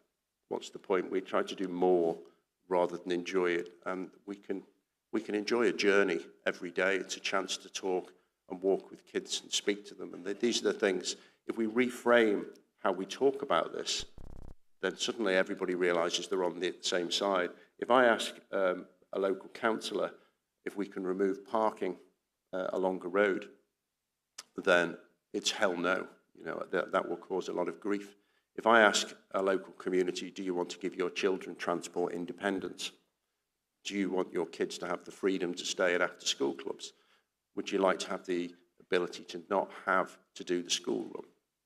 And what would need to be true for you to have those things that you really value? And people list them out. Well, it's got to be safe, and it's got to be, do you mean this? And everybody realises they're on the same side. So what we've been really bad at over the years and allowed us to reduce the amount of transport choice that we have is that we talk about the activity, not the destination. And we need to get an awful lot better in describing what it is that we're talking about.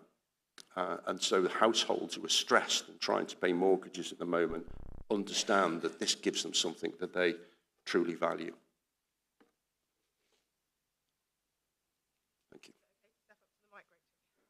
My name's Emma McKenny-Ballantyne, Leicester City branch. I'm a first-time delegate and a first-time speaker. Oh. It's all right, you can just speak up. I'd like to ask you about the financial incentives. Okay, thank you. You are providing for families to afford bikes, for the adults and for the children, and the way of transporting bikes. I think that's a really important part of the process that we haven't spoken about yet. I think that's really good. So about the access to bikes, essentially, because about 20% of households don't have access to a car, and transport finance is a big part of this. So you mentioned, I mentioned activation activity. So in Birmingham, they've got the big bike giveaway. There are lots of smaller programs, but if we focus those programs on places where we're making safe space, then we really make sure that it works and it sticks. So I'm also the chairman of Sport England. People don't know, Sport England distributes about 320 million a year in grants. Because of the name on the door, people assume it's all about sport. Only a third of it is about sport. 2/3 of it is about activity. So I'm seeing my boss, the Secretary of State at DCMS, Lisa Nandy, next week. She's very passionate about the activity side of it, about impacting health. And so there's an awful lot of cross-government work, which is very fashionable at the moment, the mission approach to actually have one department activate the work of another. One makes safe space, the other activates it. So those programs are there to be dialed up. And I think that's a really exciting prospect.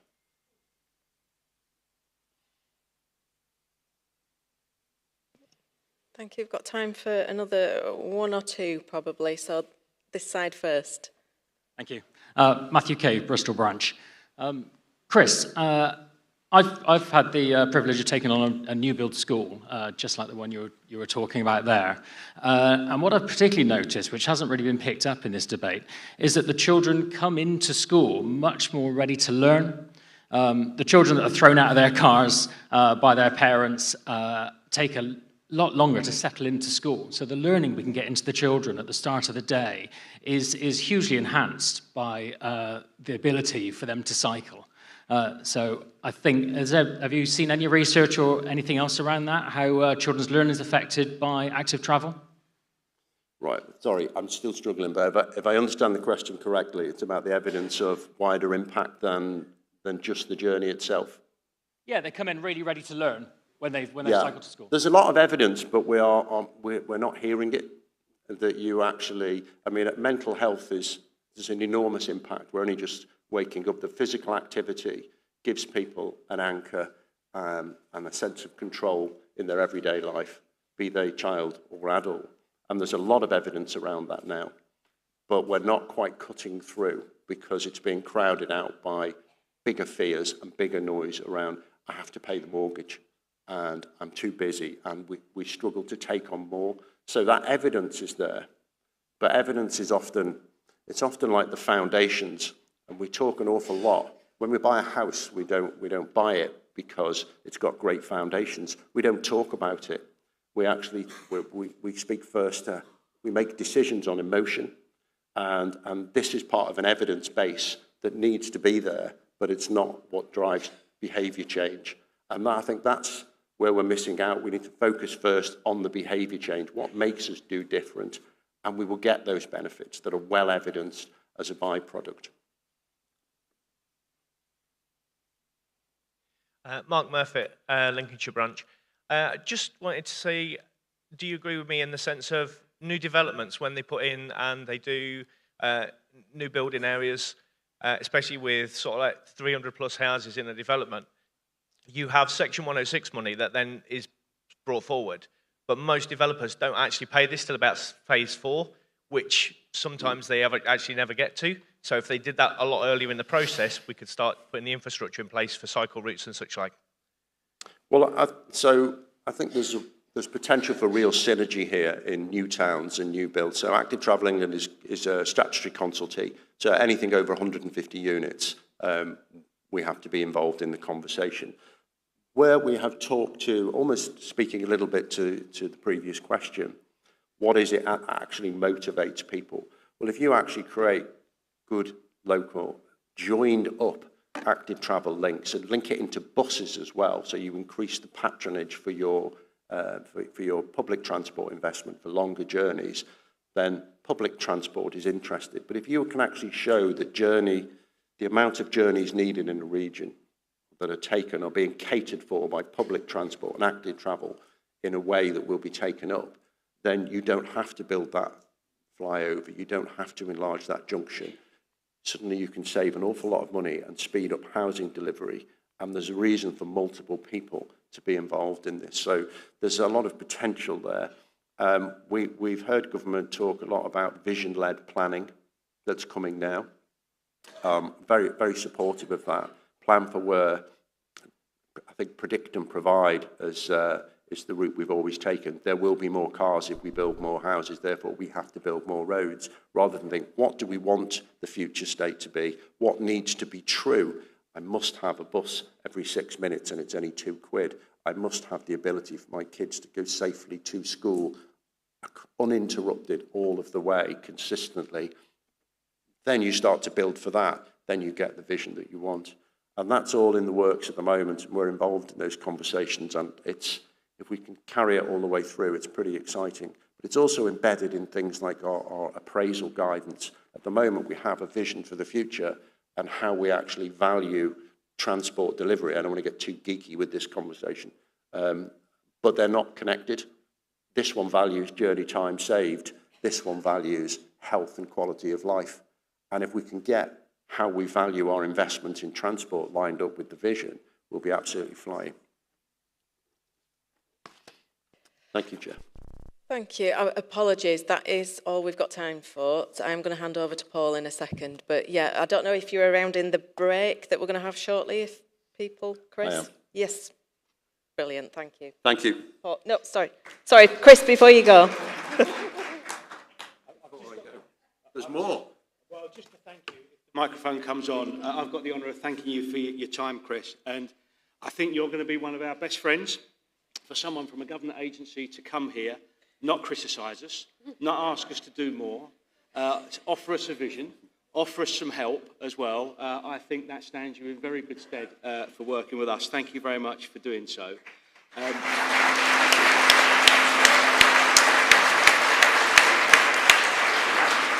And you all know with culture change, it's one little victory at a time. And I'm just going to tell you about a little victory that you've had. Angie Gibson runs a cycling scheme at her school. And when Paul Novak and I went to see her school, she took us to very proudly show us this scheme, where there's lots of bikes in racks there.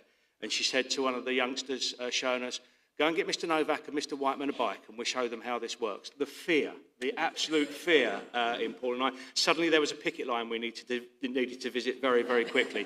But after listening to you, I think I might just get back on my bike, and I'm sure that will please some in government as well. Chris, thank you very much for being with us.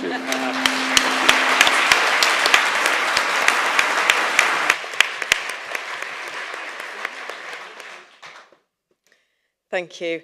Before we conclude this session of conference, we have now a 5-minute presentation from this year's gold sponsor, Lifter.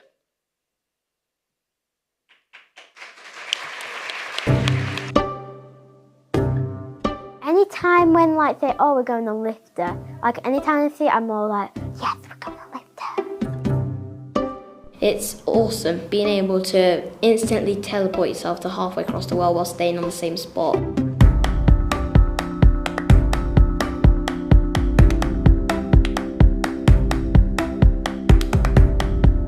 And it's really special because you get to learn about a person's life, where they're from, what they do, what their work is. Some people, they look at other people and just dismiss them. Some people look at other people and want to know the story behind them. Lifter makes all of us the second kind of person. And that's what I think is the most important thing, showing you're not afraid to let out your true self. And I think Lifter describes that in every way possible.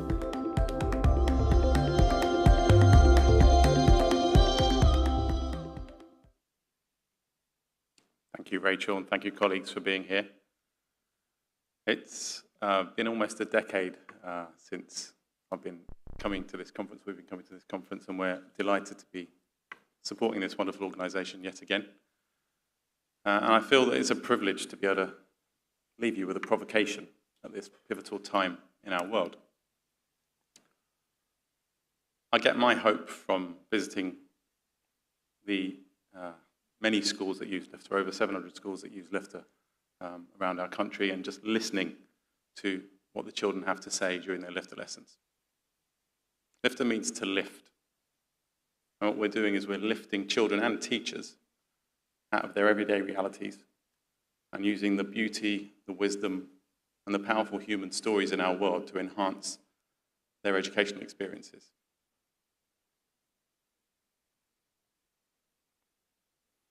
I listened to Alistair Campbell speak recently, and he said that he thinks that this is possibly the most fast-changing time our world has ever seen. And this is something I've been thinking about for a long time, and I fully, wholeheartedly agree with. Actually, I'll go one further. I think that today, this day, is the most complex our world has ever been. There are more people than ever. There's more consumption and economic activity than ever. We use more electricity than ever. There are more cars than ever, more CO2 than ever. There is much more data than ever, just flashing around. More social media posts, more migration, more polarization. Things are changing really, really fast, and it's just a fact of life. And our job is to prepare our children to flourish in this world, in this volatile, uncertain, complex, and ambiguous world that we can no longer predict. And that is what we are, and what, from our inception, we've been trying to help school leaders to do, and schools to do.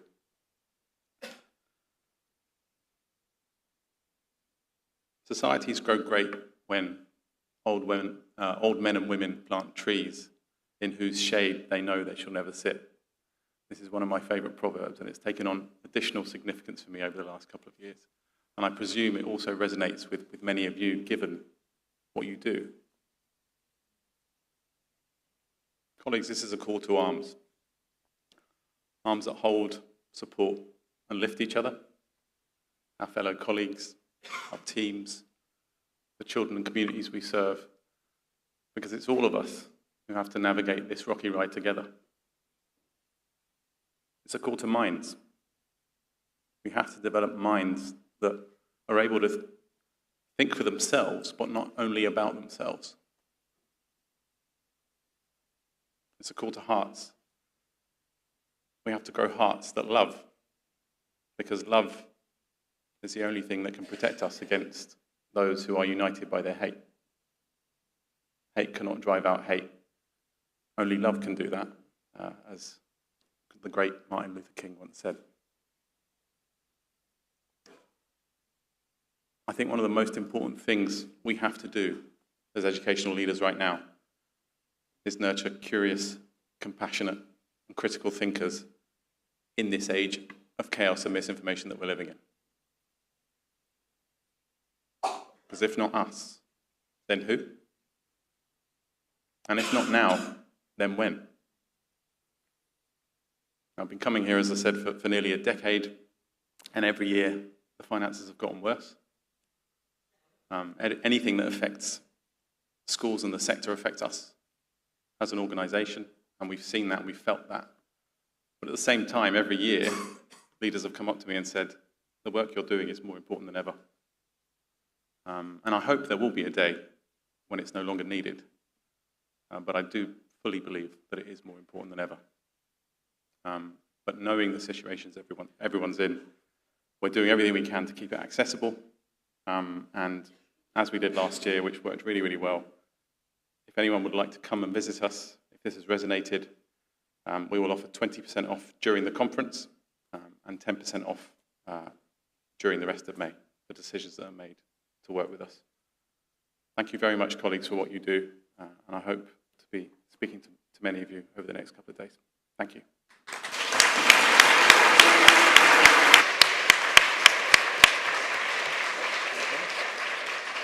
Thank you, Serdar. Colleagues, that now concludes the first session of annual conference for today. In a moment, please make your way to Studio 2 for exhibition viewing and refreshments. But before you leave the conference hall, I would like to highlight that nominations have now opened for National Executive and applications have opened for co-optee seats within our national democracy. As delegates at annual conference, you are leading the important work of setting NAHT's policy and campaigning priorities. If you wish to get more involved in this work, I would encourage you to consider these opportunities. There's information on the screen there. You can scan either of the QR codes to find out more. And while you're at conference, Adam Ives, Governance and Executive Officer, is available to explain more if you have any questions. That's quite a long list. So lots up for grabs, potentially. During this break, coming up, there will be a short session in the NAHT Theatre with General Secretary Paul Whiteman from 10:35 on matters of the moment. Please note that the signage for this is incorrect and the correct start time is 10:35, not 10:40. And we're going to return to the hall at 10:55 to commence the debates on motions wherever we're up to. I can't remember the number off the top of my head, but I've got a marker inside my folder. 10, thank you. Motion 10 to begin with. We've nearly caught up. Sorry, nine. Nine. My fault. That's her fault. We have nearly caught up. So please ensure that we're back promptly. 10:55, colleagues. Thank you. I was really disappointed actually to see that the 4 overall grading judgments that we had previously have been replaced by 5 overall grading judgments now. It feels to be no different. I don't think it gives parents any useful information at all. Schools are really complex and nuanced organisations. Ofsted need to decide whether they're reporting to parents or whether they're reporting to government, because certainly in my experience, a lot of the reports that Ofsted produce are for the DFE and for Ofsted themselves. They're not for parents. They often hide behind that. I think parents want to know, is my school a good school? Is my child happy in the school? will my child learn in this school? And I think that nuanced conversation has to be the way forward.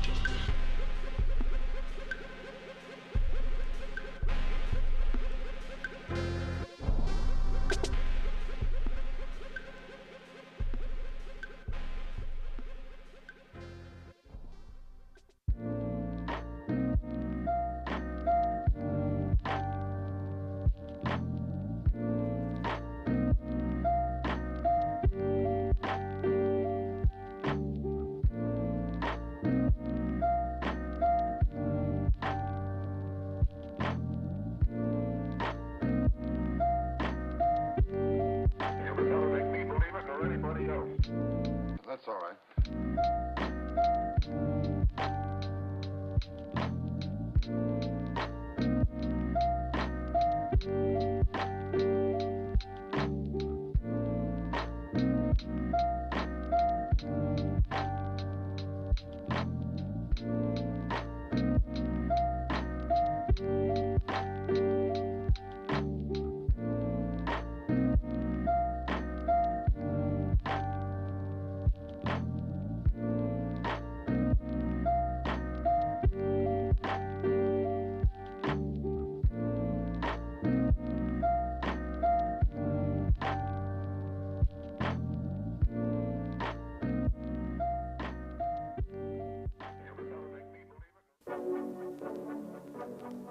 The tape is now completely rewound, ready for playing.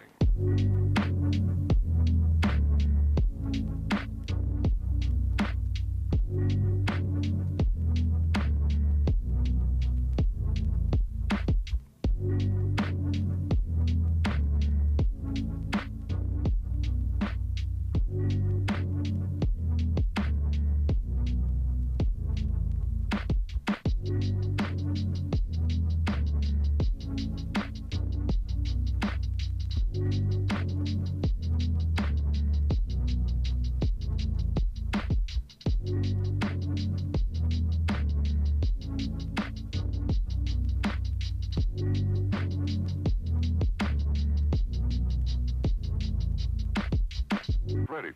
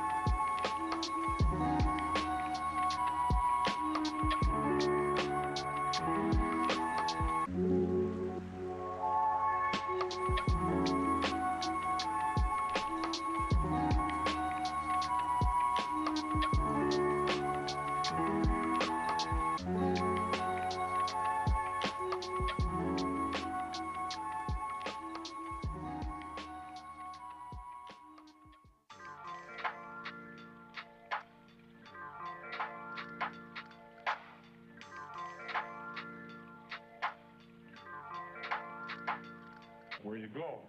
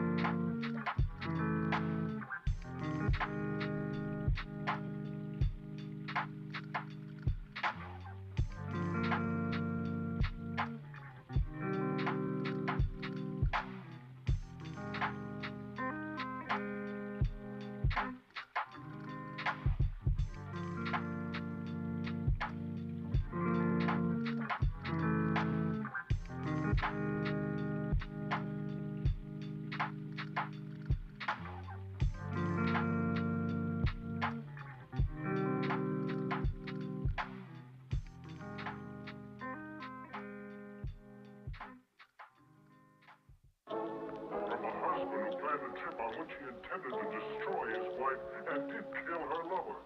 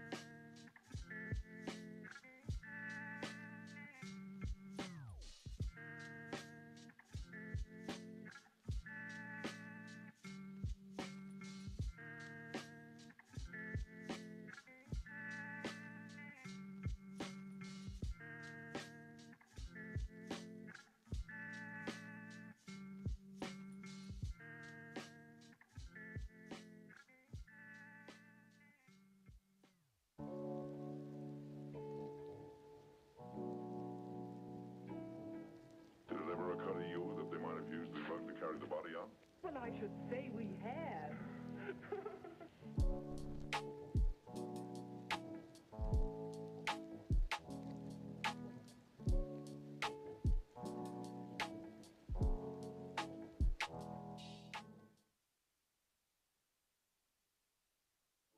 Husband who planned a trip on which he intended to destroy his wife and did kill her lover.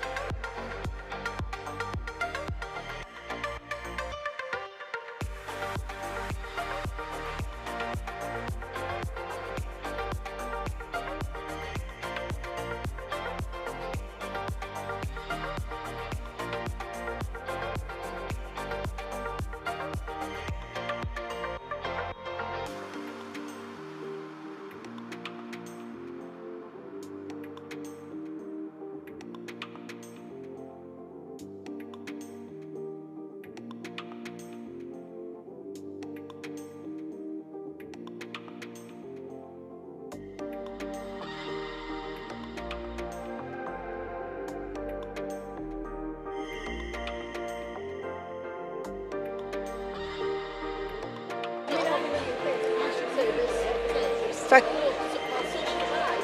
right, thank you. If I can ask you to take your seats, please.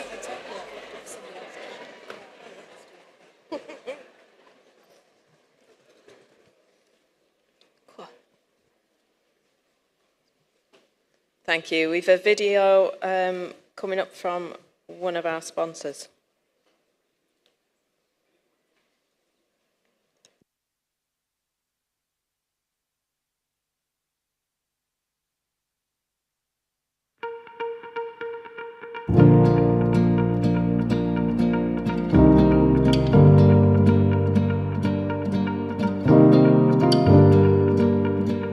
So our role as a caretaker is a very valuable one. We bring lots of skills that other people within the school environment don't have. And they, of course, aid towards the running effectively and efficiently of the building and the schools. So TIB is the only company in the UK which specialises in recruiting for school estates roles. We regularly and constantly hear from schools and from multi-academy trusts that they really struggle to recruit and to retain good site staff. And we meet that need with really excellent, fantastic, mature candidates who really want to help. Do I make a difference to the schools I support? Yes, I do. I know this simply because the teachers tell me that. Some of the schools I've gone to haven't had a caretaker for quite a while, so there is a lot of work that needs to be done. And I make it my duty to look around the schools and see what needs to be done. I've got an engineering background, so I can fix things. I've worked in construction, so I understand about how buildings are put together. I've worked in FM, so I'm familiar with maintenance of fire alarm systems, drainage, roofs, windows, you name it. I've been experienced in it. When we're interviewing candidates, we're looking for those little extra elements to their working life, over and above their professional trade, military or ex-service background, things they've done outside of work. Yes, we're looking for practical skills, so we like them to demonstrate to us what they've done, maybe DIY tasks they've done in their own homes or the homes of family and friends. But we're also interested to see what they've done outside of their working life in terms of being comfortable working in an environment where they're going to be surrounded by young people.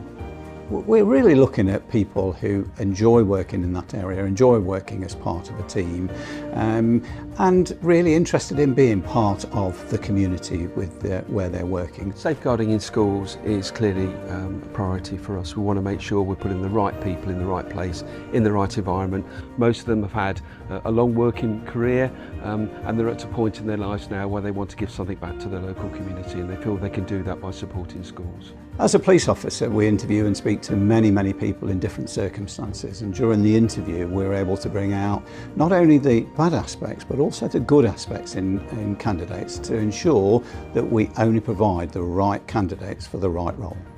It can be simple as, you know, lights haven't worked for several months, and just by putting some new lighting up can make a whole difference. I cannot sit down. When I'm at home, my wife's saying, please sit down. I'm always doing something, looking for something to do around the house, or people are calling me to do either small IT jobs or some DIY jobs.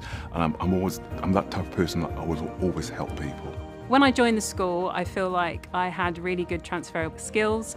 I'm very good at DIY, and the jobs that they gave me, I feel like they were very impressed with how quickly and efficiently I got them done. The main thing I find rewarding about working in a school is the fact that you can just help people when they need you the most, and they really do appreciate it.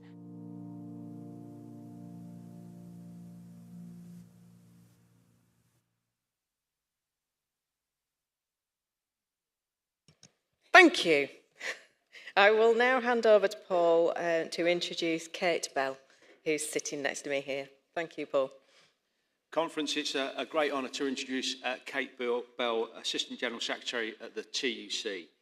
Kate, I was having a squint at your bio on the TUC website earlier on, just to make sure I remembered things properly, and it did remind me that you had a career with the Child Poverty Action Group and with local government, so you have some insight in terms of some of the problems that we deal with.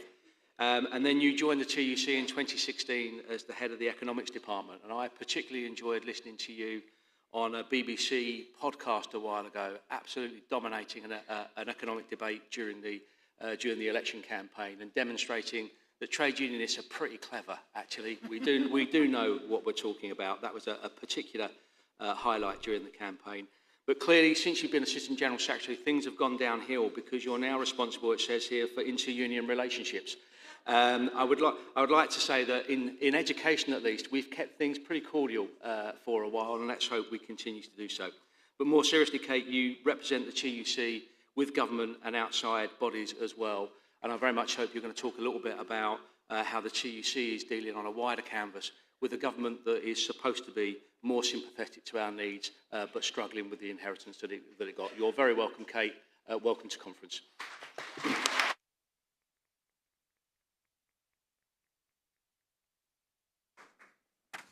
Thanks so much, Paul.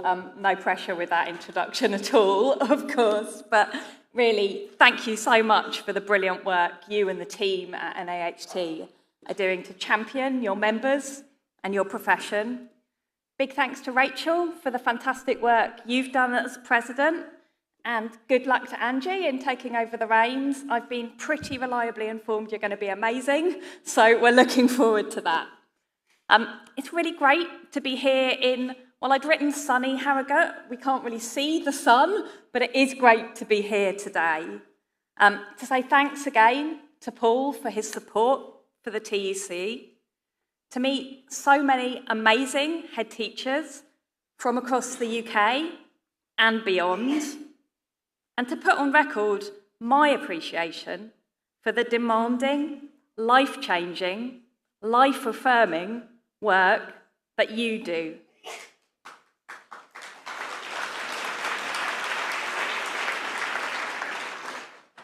Every day, you make such a difference to our children's lives, to our communities, to our collective futures, as well as to our trade union movement. So it's a real privilege to have the opportunity to address you here today. And right now, I'm taking pretty much every opportunity I can to come and talk to trade union audiences and really get to experience that solidarity and that strength that we have in our movement. Because right now, it feels like we really need that solidarity and we really need that strength. Now, I know that NAHT is a proudly non-partisan union, but I imagine that many of you, like me, are reading the news after those local election results and wondering what the prominence of a politician like Nigel Farage means for our country and for our day-to-day lives. I know that every day in your workplaces, you see the impact of a form of politics that treads lightly when it comes to facts, debate, evidence, and heavily when it comes to the rights of anyone who doesn't fit the mould. The rise of a politics that enables misogyny, casual racism, homophobia, and the disparagement of public servants.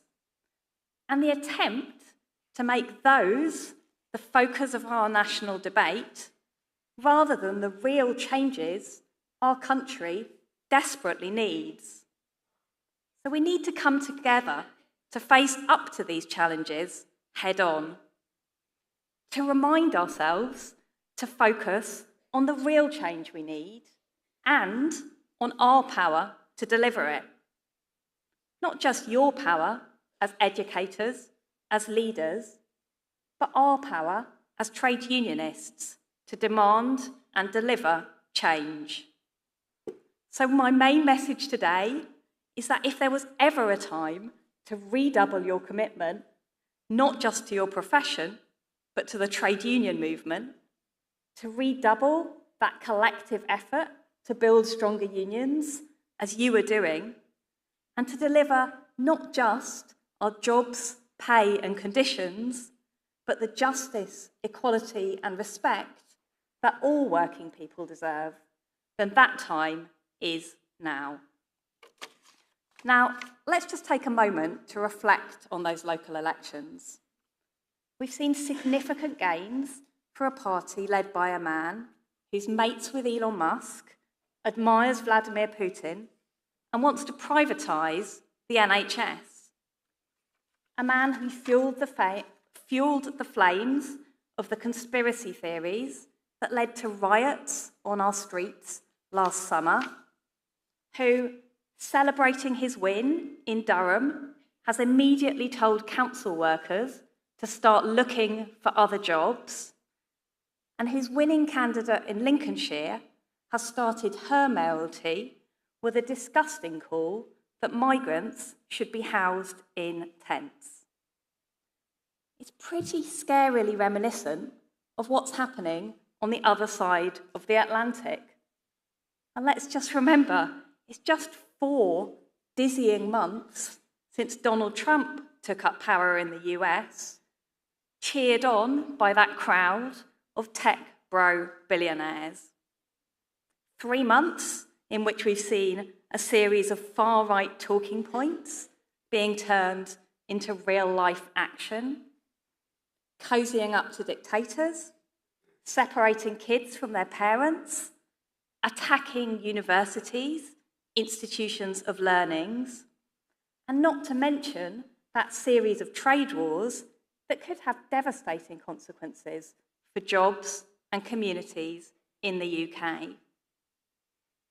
But that Trump administration isn't just threatening jobs in the UK and around the world, they're coming for trade unions too.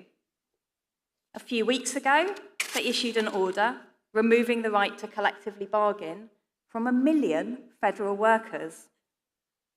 And we know everywhere the far right get into power, they attack trade unions. You can look at the Orbán regime in Hungary.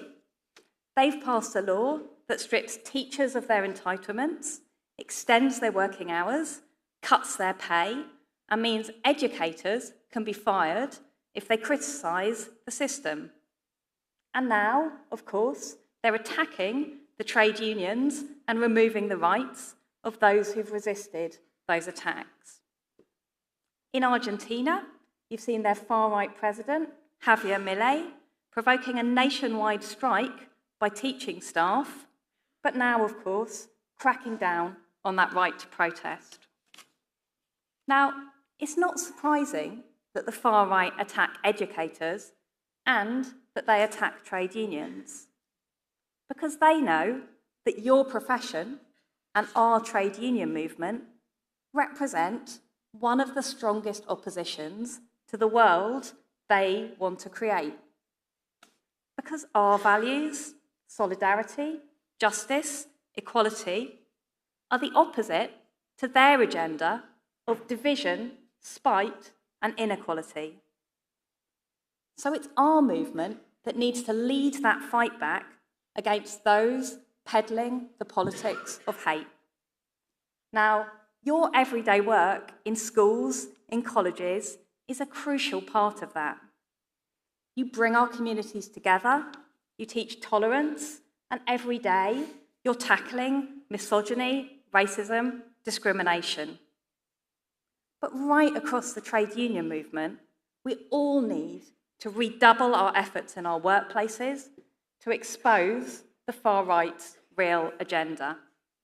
It's a party founded by the super rich, speaking for the super rich.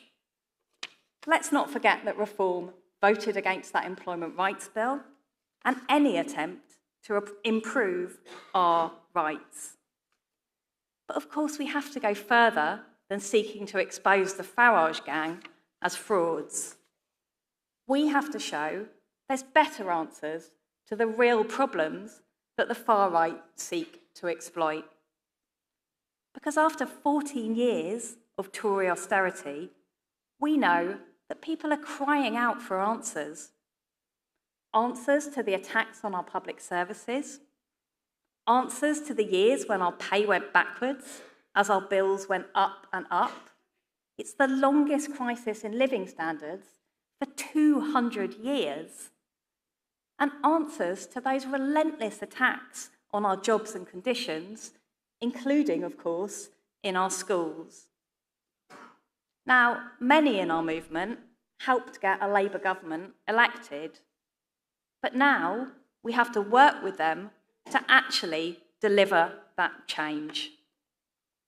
We know that people's number one priority is investment in our public services, in our NHS, our councils, our criminal justice system, our civil service, our universities, and of course, in our schools.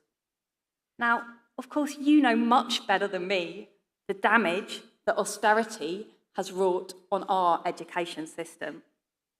Schools, quite literally, crumbling. Education for children with additional needs in crisis, and of course, our most vulnerable kids paying the price. 7 in 10 schools with less funding in 2024 than they had in 2010. And so we have to invest in the people delivering our education too. That living standards crisis has been all too real for you and for your members. And even if the figures are familiar, we should still be shocked that head teachers' pay fell by 1/5 in real terms over the last 14 years.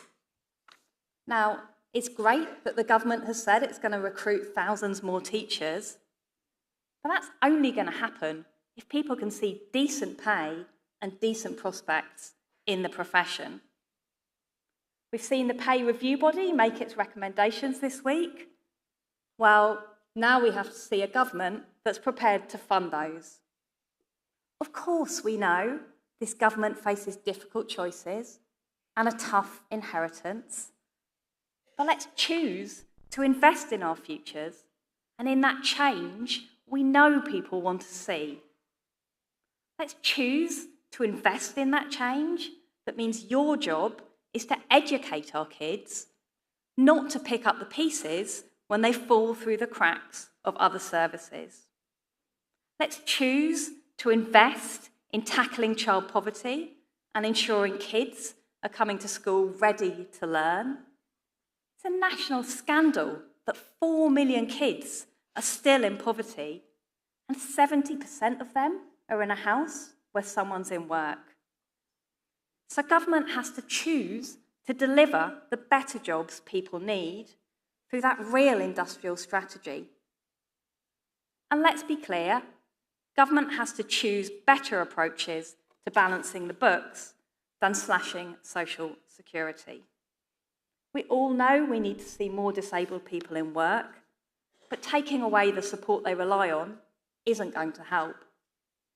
If we need to find more resources to make those choices in a more uncertain world, let's ask those with the broadest shoulders to pay their fair share in tax, not take away support from those who most need our help.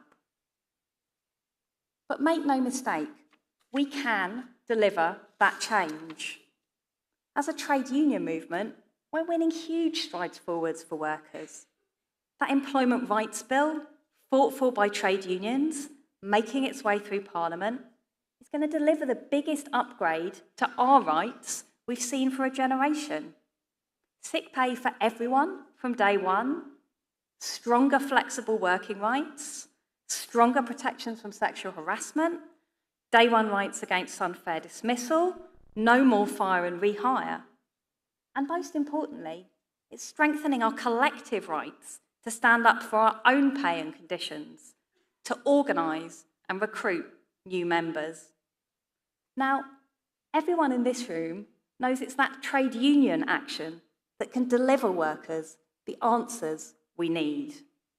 Because every day, you are delivering those answers.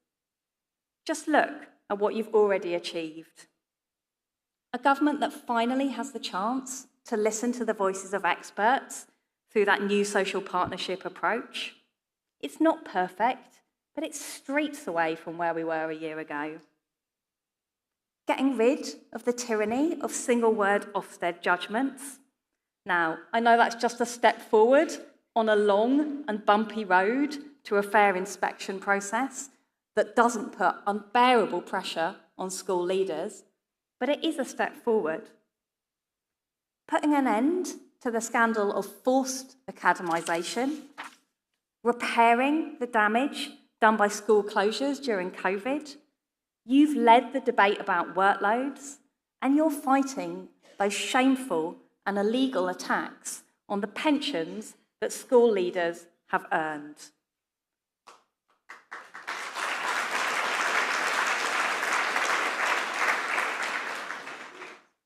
As educators, you change children's lives every day. And as trade unionists, you're delivering change for your members, and you're delivering that hope that things can actually get better. So now's the time to keep standing up for our values and standing against the far right. Now's the time to deliver in our workplaces and to push government to deliver that change we desperately need across the country. And now's the time to use those new rights we've fought for, to grow our trade union movement and to win what every worker deserves. Fair pay for our work, dignity and respect in our jobs, and a safe, secure and peaceful future for us all. Thank you very much.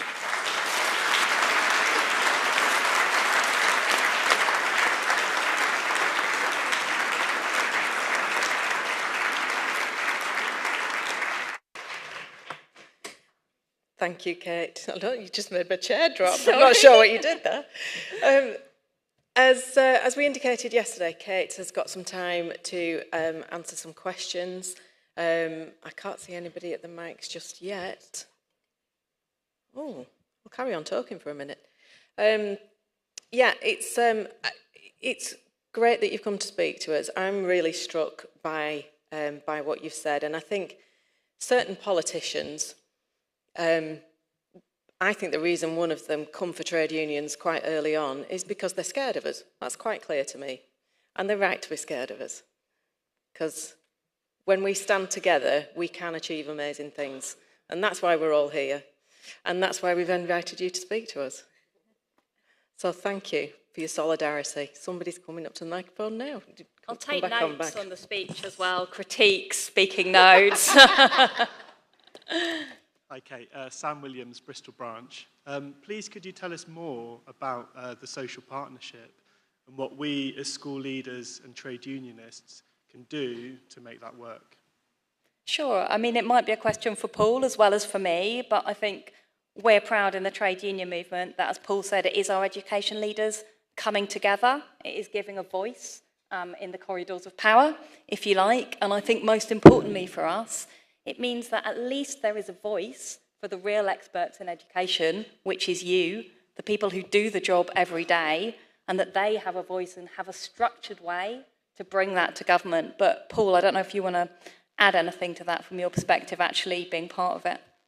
Yeah, and it happens at various levels. So Kate and Paul at TC will do it with government at a huge macro level about how to deal with trade unions and others to discuss change and to do it in a collaborative way rather than the kind of combative way that we've had in the past.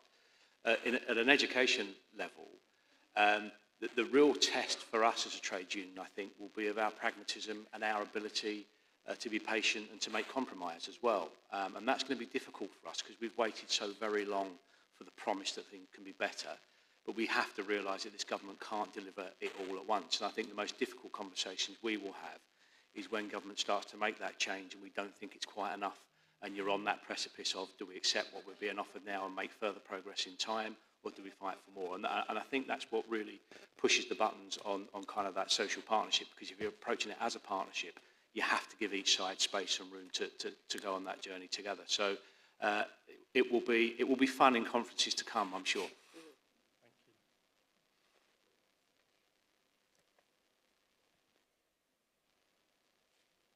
Karina Hanson, Swansea branch. I'm just interested on the flexible working. I've got to say my heart drops as a school leader. Small school, we get people come and ask us for flexible working. We don't have flexible working in schools, and as a small school, it's almost impossible. I get it in a big school, you can probably do something around flexible working, but what's the plan? How are you going to support us as schools enable that to happen? Because you know, we've got set working hours and we're already stretched on that with the request for additional hours around childcare. you know, it's ever increasing and ever difficult to, you know, promote and do what we're meant to be doing. But our core business is education. That's 9 to 3 or 3:30 every day. It's not flexible. That's a great question. I think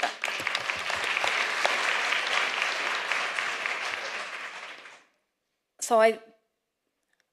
I'll tell you what the new right is, and then I can tell you what, you know, how I think it might apply in a school context. So the new right is just strengthens the right to ask, basically. So schools can still say no, or you as a school leader can still say no if you can show business reasons, but it toughens up the requirements on you to give those reasons, basically. I think, again, this is a question about resources. So it is so much harder to think imaginatively, to think differently about how you can deliver employment when you are scrambling to keep up, basically. And that's why those new teacher numbers, recruitment numbers are so important. It's why actually retention in the profession is so important, but we do know that access to flexible working is a key critical challenge there. And it's why actually investment in our schools is so important, because I think the conversations feel so hard at the moment, as you're describing, because they're happening in a context where you haven't got enough people already. So if somebody says, can I work 1 day less a week? The answer is, well, that's 27, you know, however many more hours a week that is for you. So I think squaring the circle is that investment in schools, it's our investment in teachers. But I do think when we look at the recruitment and retention crisis we've got going on in teaching, some of that access to flexible working has got to be something we need the resources to be more creative about.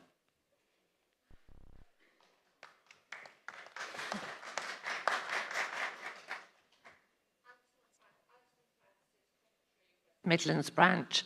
I think the time now is crucial that the unions work together to support all our staff. As a head of a special school, my TAs outnumber my teachers 4 to 1.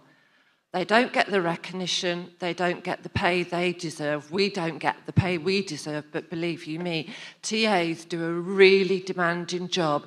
In special schools, they're assaulted frequently, and we just can't recruit because they're not respected and they don't get the pay that they deserve. So we really do need to make sure our children get the best by working together.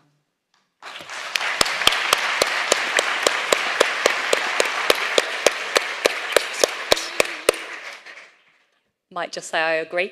That's a great point. I think one other thing that the government has done, which is a step forward, is set up that school support staff negotiating body as well. I think that should be an investment in the pay and conditions of everyone who works in schools, yet to actually get going. So, you know, a long way to go probably before we see some of those results. But I think a recognition that everyone who works in a school needs to be paid and treated properly.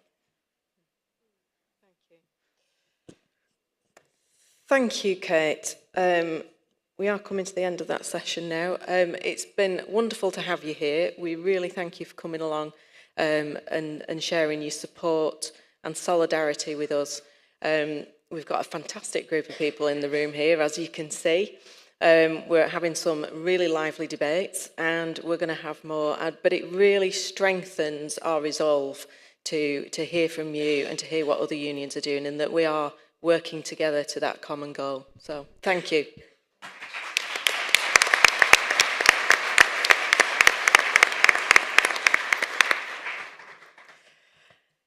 Okay, so we are now moving into our next session of conference motions.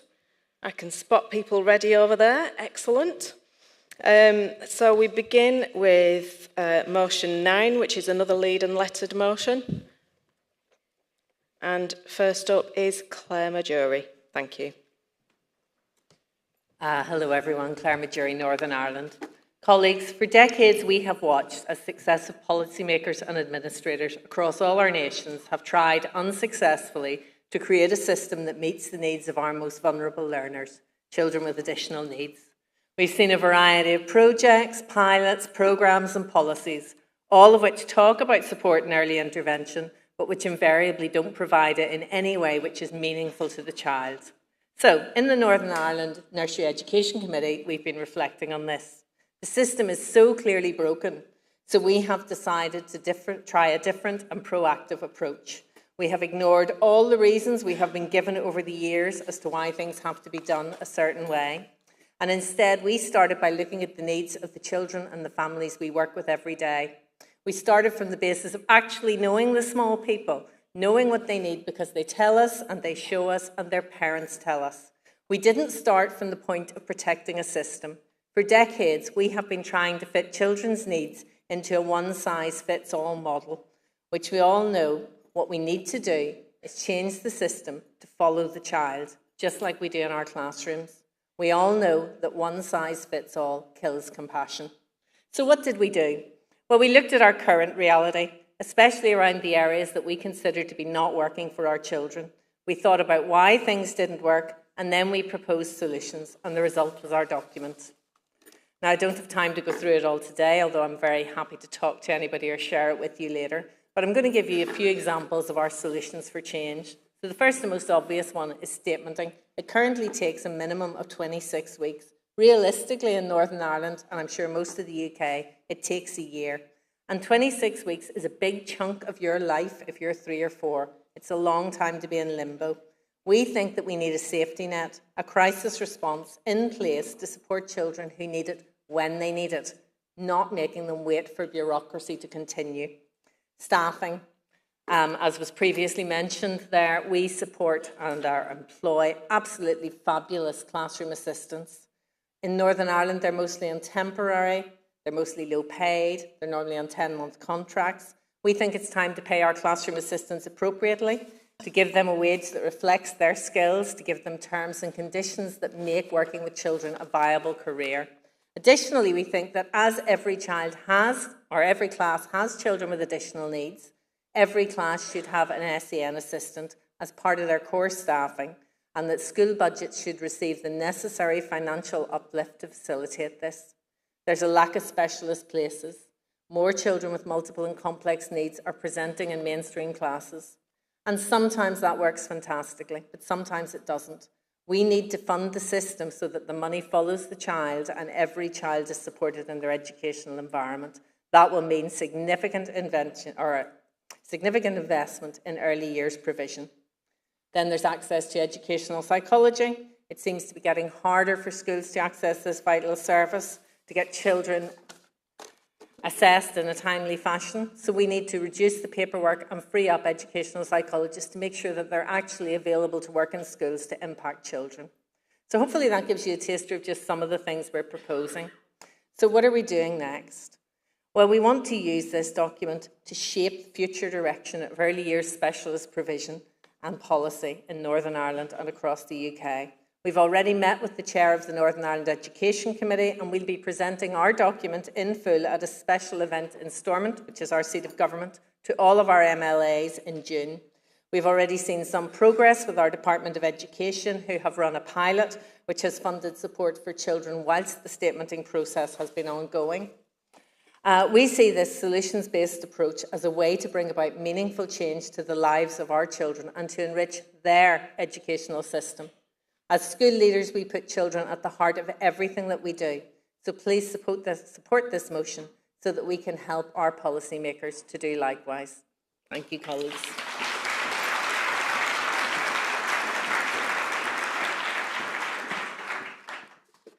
Good afternoon, Conference.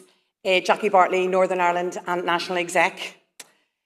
Our National Committee, our Nursery Committee, have led the way in this, working tirelessly for every nursery child in Northern Ireland. Their paper has ensured solutions for our government, and they've successfully gained additional funding to all of our nursery schools in Northern Ireland, purely by giving government the answers. They've set a benchmark for all of our schools in Northern Ireland, and we all will follow in both secondary, special and primary. I fully support and wholeheartedly support this motion.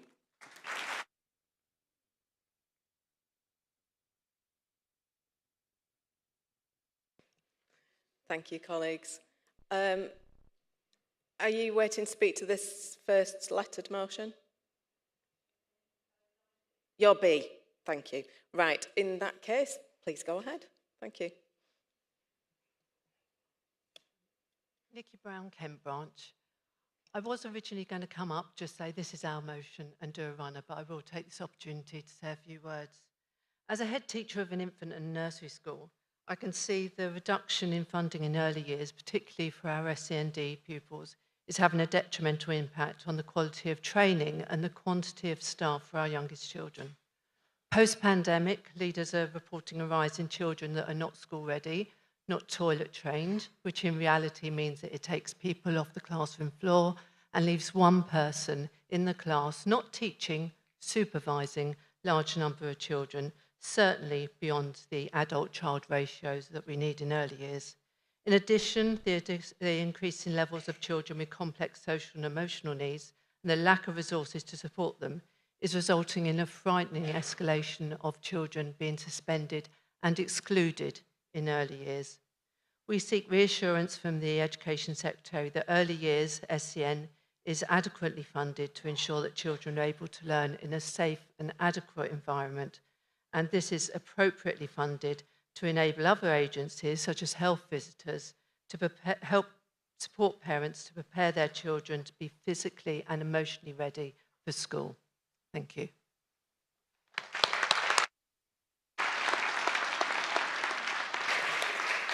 And motion 9C. Thank you.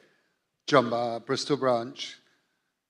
We appreciate the financial context articulated so well in motion 1 today. However, in the United Kingdom, in the year 2025, 30% of UK children live in poverty. The 4 million children Kate Bell just highlighted. A study by Kate Bell's former employer, the Child Poverty Action Group, made this statement on free school meals. Despite some shortcomings, we find the policy has yielded significant benefit for children, including children from disadvantaged backgrounds, and the policy deserves the support of those who campaign against child poverty. Bristol can assure conference on this. Poverty does not start for any child the September after their 4th birthday. Bristol has 12 maintained nursery schools serving the most disadvantaged communities and under-resourced communities in our city.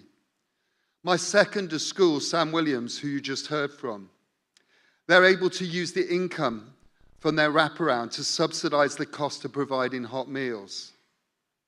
For many nursery schools in Bristol, this is not possible. Maintained nursery schools are a life support, and in these dire financial circumstances, it means that with regret, they have to resort to packed lunches from home only. And this has impacted on attendance. Many parents living in poverty can't afford to provide a packed lunch, so the child does not come that day to nursery school. Many of the packed lunches which do come are filled with ultra-processed foods. Families of preschool children at maintained nurseries should not be paying for school meals. They should be free school meals and they should be fully funded. Children should be fit, fed and ready for their primary education. Conference, I move 9C.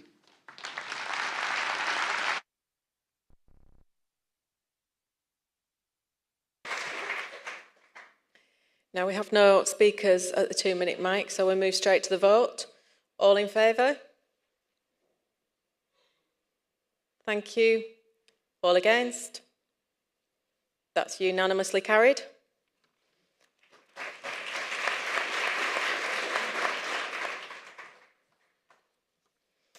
Okay, so another lead and lettered motion here. We are affectionately calling this our mega motion.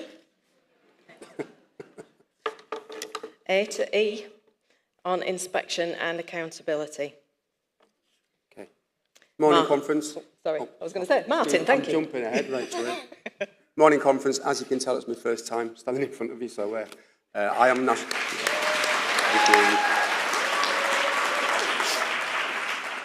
That really sort of helps the narcissist in us, doesn't it? But anyway, I'm on National Exec. I'm one of the members for Yorkshire. Inspection and accountability. Where do you start with this? If you will, cast your minds back to about 15 months ago, January 2024. We welcomed the appointment of a new Chief Inspector for Ofsted, Martin Oliver.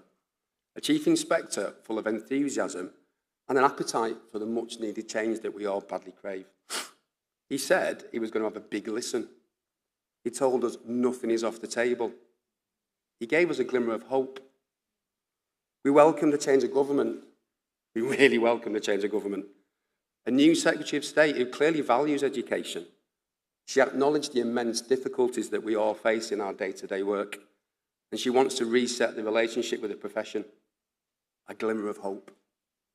We then saw the removal of a single word overarching judgments, a change of emphasis from intervention to support, and that slight relief that was given in terms of schools in the inspection window with guaranteed Monday notification. Look, glimmers of hope. Back in the here and now, those glimmers of hope are in the shadows. They're in the shadows of this new Ofsted proposal for a new way of inspecting. A new way of inspecting. I think that was an idea that was set up in Nando's, written on the back of a serviette, taken back into the office and run through ChatGPT, and it gave us the report card.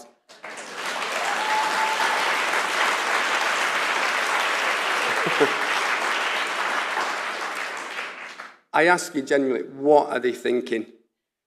We know that they know. They're simply proposing to replace a reductive, high-stakes, low-information inspection system with a reductive, high-stakes, low-information inspection system.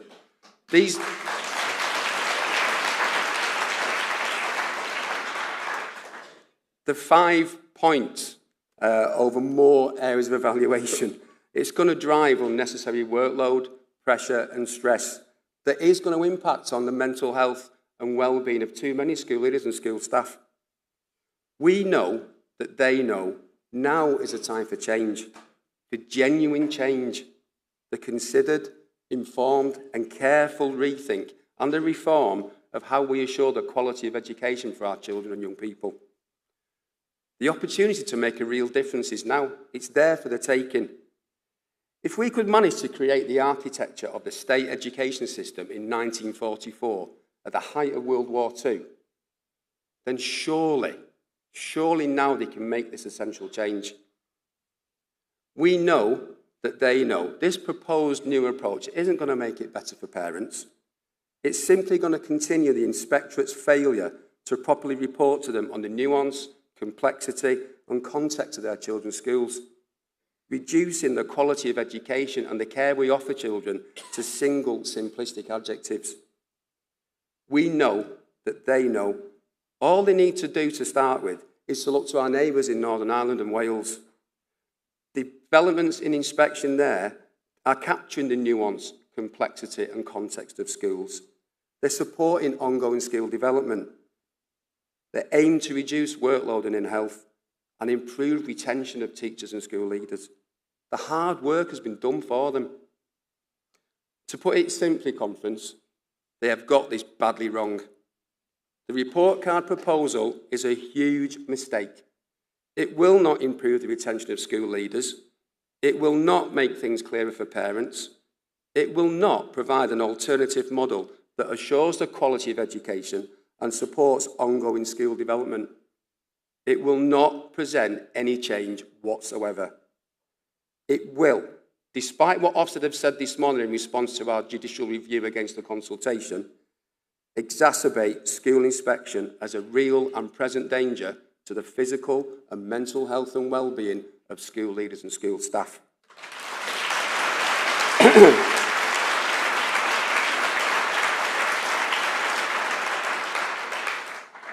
Enough's enough. We must take a stand in opposition to this proposal. It is a matter of health and safety. Making this change isn't a big ask. Neither is it difficult. It must happen. All we need is for them to do 4 simple things. Slow down, listen to us, work with us, remember Ruth. Conference, I move.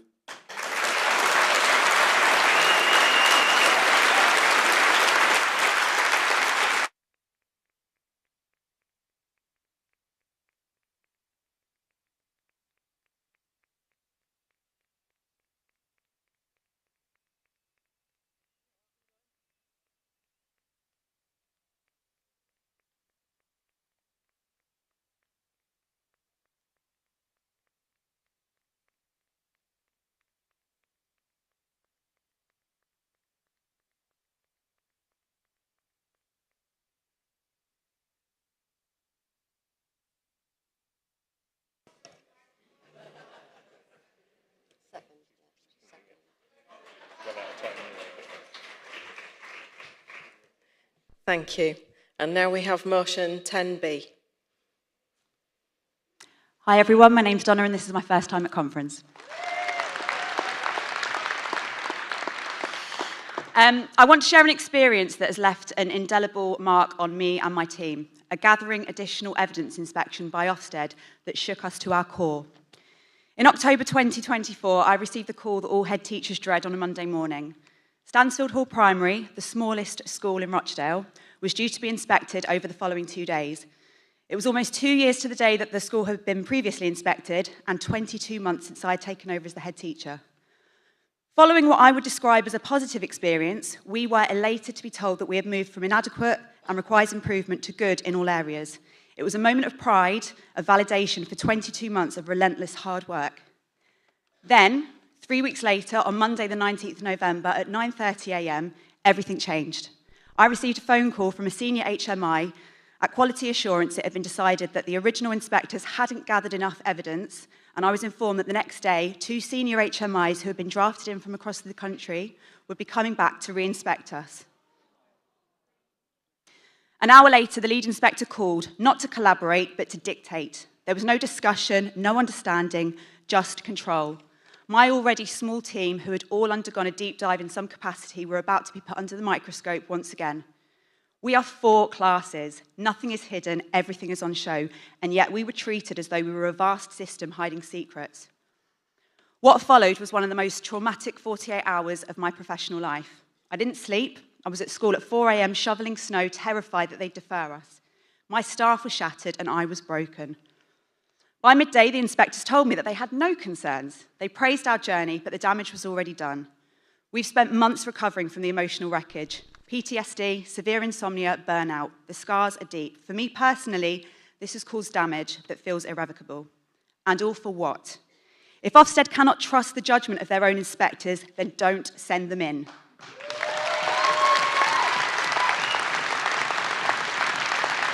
But do not make us pay the price for internal inconsistencies. The current protocol of GAE inspections is broken, it's inhumane, and it needs urgent systemic reform. I second this motion.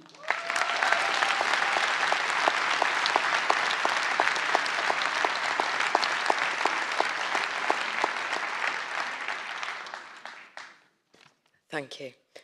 Are you proposing 10C? Yes, thank you. Tracy Wilson, Durham branch, first time speaking. The ease in which parents and carers can submit a complaint to Ofsted is flawed. All complaints are accepted, whether the school's complaint policy has been followed or not. Some of our members have experienced multiple Ofsted complaints, which have been vexatious and malicious in nature. The additional workload and stress on school leaders is significant. In County Durham, there's been a noticeable increase in the number of complaints submitted. 144 complaints since September 2023, 66 complaints during this academic year.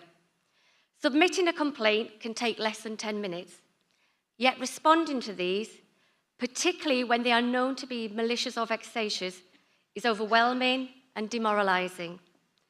The process can intrude into both professional and personal life, leading some colleagues to question their resilience and even reconsider their future in school leadership.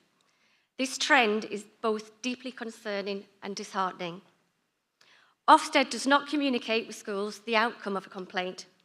This creates an overwhelming state of anxiety for school leaders, not knowing what information Ofsted retain and whether it may trigger an inspection or influence the future inspection.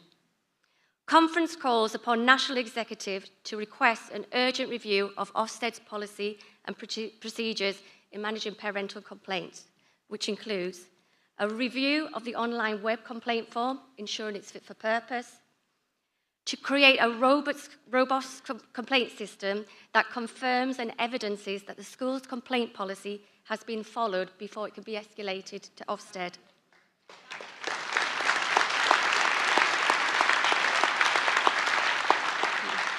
For Ofsted to be transparent in its management of parental complaints and communicate outcomes to the school, local authority and heads of trust within agreed and reasonable time frame. For Ofsted to be transparent and share their systems so that unfounded complaints are erased from the system. Conference, I move.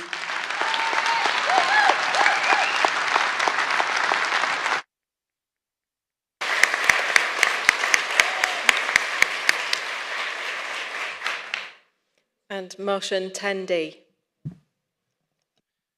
Andy Mellor, Blackpool Branch President. Conference, I think we've all had experience of how blunt an instrument of measurement the Ofsted inspection system is. However, when a school is in an area of high need, the factors affecting school outcomes often have their roots in poor housing, insufficient social care provision, poor health, law and order, I could go on. For schools to improve outcomes, these factors need addressing, as they're the precursors to creating the right environment for learning. Often, in our experience in Blackpool, the promise of wider multi-agency support evaporates, and we're now calling for multi-agency support that is a compulsory for those wider agencies and sees them as a vital part of the solution. Inspecting and failing schools and continually passing them from trust to trust, replacing leadership teams as they go, does nothing to help improve standards, as it doesn't address the underlying conditions and just damns the school every 3 years before the leadership is moved on. It's akin to rearranging the deck chairs on the Titanic. Continually measuring and damning schools in these areas before rebrokering isn't the answer. The answer for these schools is to have the foundation factors of health, social care, housing, and all the rest that affect learning and outcomes addressed with a far more intelligent, multi-agency approach to standards and inspection. It recognises that not all the issues facing schools in these more challenging areas are solvable by the school alone. In essence, this motion is aimed at levelling the inspection playing field so that all schools have the same chance of providing the best outcomes for their learners, and those choosing to lead in these schools are given the wider multi-agency support that they need to succeed and that they deserve. Conference, I move 10D.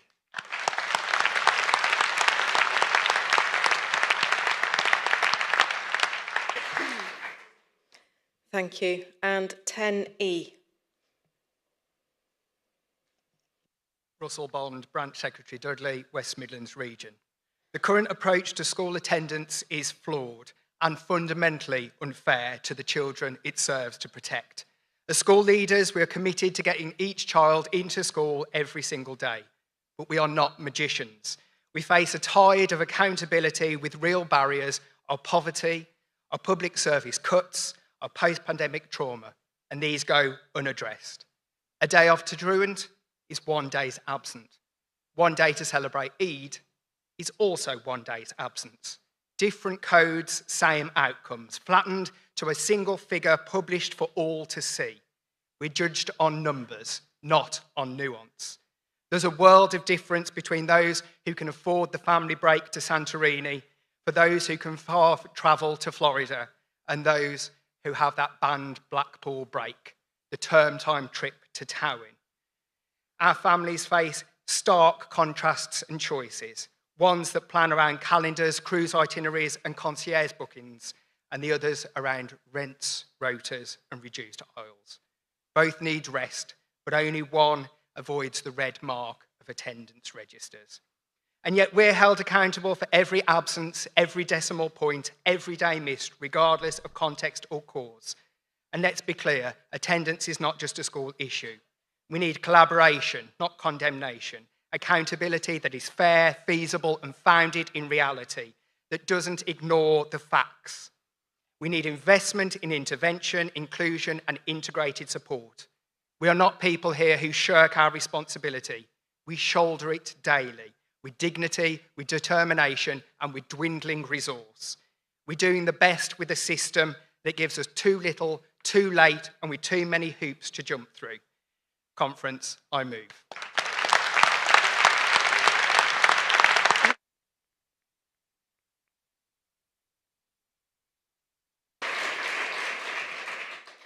Thank you, colleagues. I have 3 delegates who've indicated that they wish to speak. Jackie Bartley, Richard Collings and Chris Parry. Chris, you were up first. If the other 2 can get ready, please.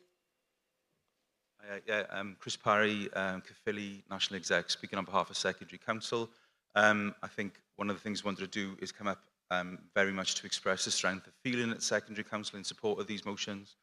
One of the strengths of the Council is the input that we've got from the home nations particularly. I was inspected in February of this year, so I had the call on the Monday morning, 2 weeks notice, constant dialogue with my lead inspector in the run-up to the inspection, looking at best ways that we could present the information in school to kind of enhance the way we were showing how successful we were.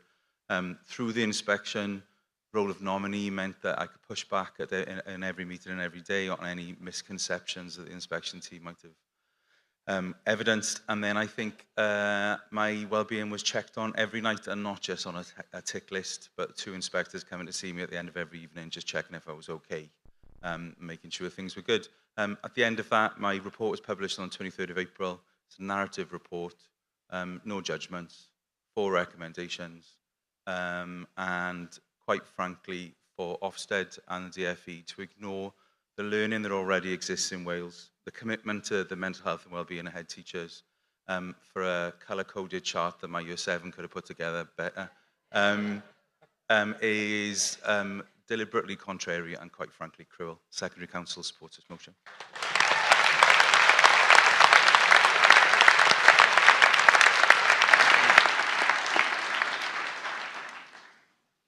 Hi again, Richard Collings from Halton.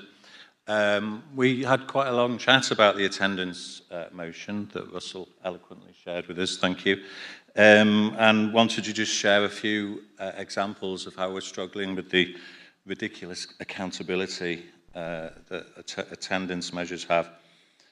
I had 9% children off on Friday because they were all taking a long weekend for the bank holiday. I don't imagine anyone really cares about that from Ofsted or wherever. They all phoned in sick, so we had to mark the register, but we know where they were. I had to inform a parent the other day, they've taken the child out for 2 weeks, got to have that conversation about the potential to fine, as is dictated to us. Weren't bothered a bit. I'm sure most of you have had similar conversations. That's okay, we're saving £5,000 by going now. So what difference is a fine going to make? And then also the variations between neighbouring authorities, the fact that local academies and faith schools were able to jiggle their holiday dates, maintain schools can't, does create other problems. So the accountability measures for attendance just really aren't fit for purpose. So I Halton support this motion. Thank you.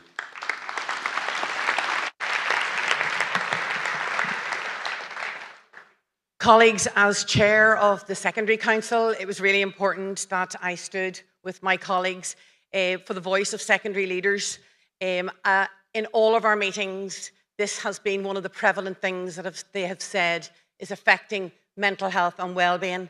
Martin articulated it so clearly, so succinctly, but it is something that we really need to look at. We are losing good leaders, we are losing our teachers, and particularly in secondary, we're losing specialist teachers because of the pressure of Ofsted.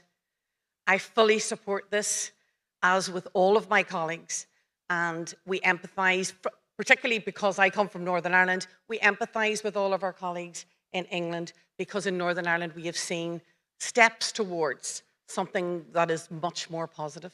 So thank you.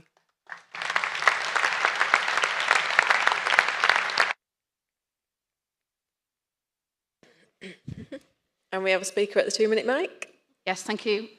Deborah Walker.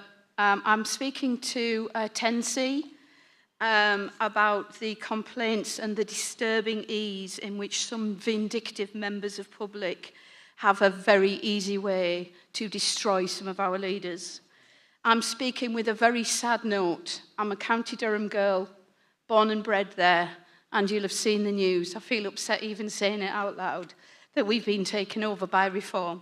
61 council seats. Absolutely catastrophic for all of us who believe in a right and just society.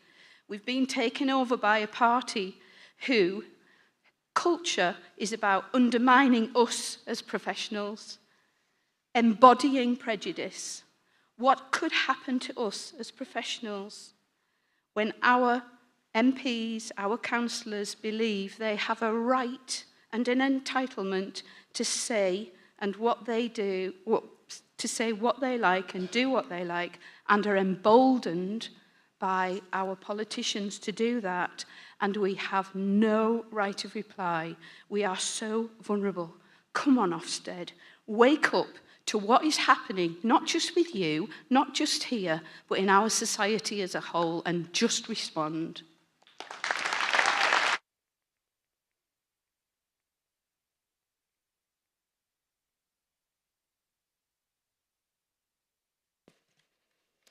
Thank you, colleagues. I can't see anybody else at the mics, so we will move to the vote. No, we won't move to the vote. National Executive wish to express a view on this. Thank you. Conference. National Executive would like to express their enthusiastic support for this motion. Across the lead and lettered components of this mega motion, it is clear that serious change is needed. Reform and inspection and tackling high-stakes accountability has been an absolute campaigning priority for National Executive. We believe that this motion articulates empathetically that what we know our members are seeing across the country, meaningful change must come, and it must come now. National Executive believe that this motion could not be more essential and will provide a powerful mandate for ensuring we achieve a supportive and effective accountability system.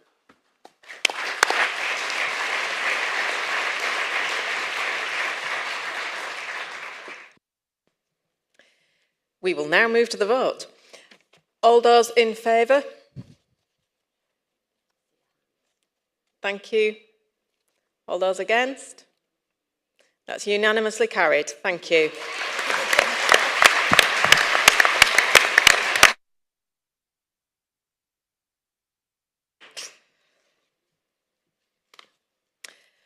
Okay. Motion 11.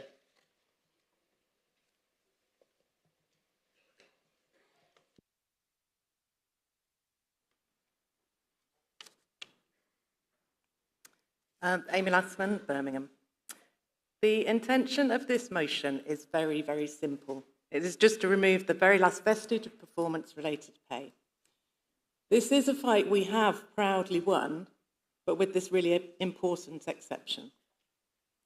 Now, when considering this motion, I please ask you to consider your credentials here today. We are all here today, not as head teachers or school leaders, but as trade unionists. We're formulating policy for our union to improve pay, terms and conditions for our members and others that we are responsible for and accountable to.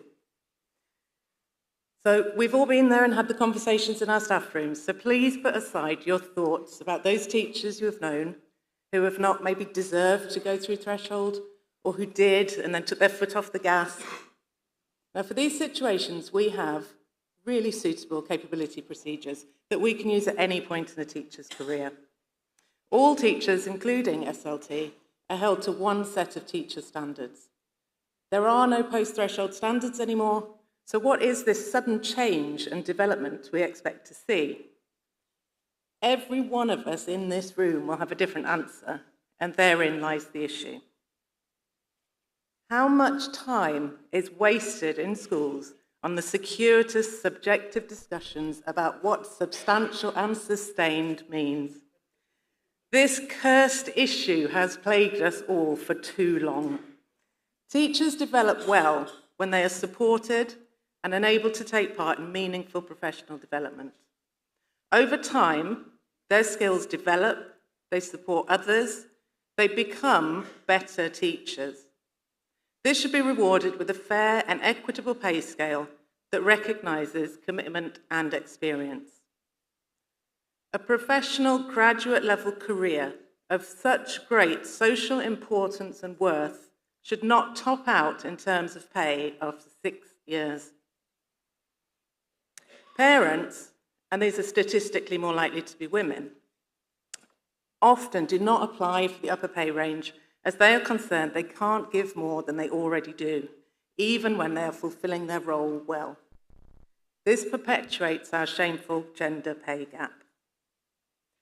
Those who want leadership experience can apply for TLR points and receive commensurate compensation. But that is career progression and not pay progression. Experienced class-based teachers are our most valuable resource, and we are still in the middle of a huge recruitment and retention crisis. Now, I'm not so naive as to think that we don't have to consider budgets. But as school leaders, we all have budgets and funding at the top of our list of problems, but we have ample motions at this conference to deal with that, and it is, and always has been, illegal to refuse an application for the UPR due to budgetary constraints. But please consider, if money does concern you, it's important to note that the increase between NPR 5 and NPR 6 is £3,168, and the increase from the main pay scale to the upper pay scale in England is only £2,039. The differential between NPR 1 and NPR 6 is currently £11,957 over those 6 years, while the UPR has a range of only £3,438, also over 6 years. So in summary, my arguments for the removal of threshold are, firstly, we oppose performance-related pay, and threshold is performance-related pay. 2, we have ample mechanisms to address teacher performance through capability and reward extra work through TLRs for teachers at any stage of their career. 3, the interpretation of the guidance on threshold varies to such an enormous degree, creating inequality and a lack of clarity both within and between schools.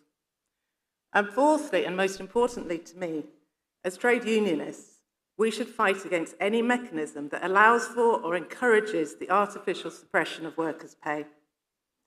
Please support this motion as amended by Blackpool. Conference, I move.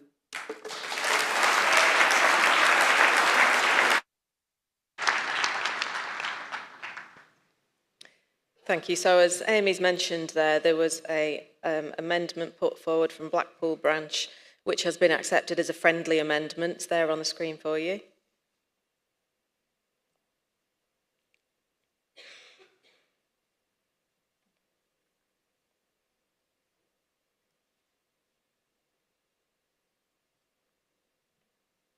So as I said, that's been accepted by the proposers as a friendly amendment. Are conference minded also to accept that? Yeah. Thank you. So we move on to debate the amended motion, which is on the screen now.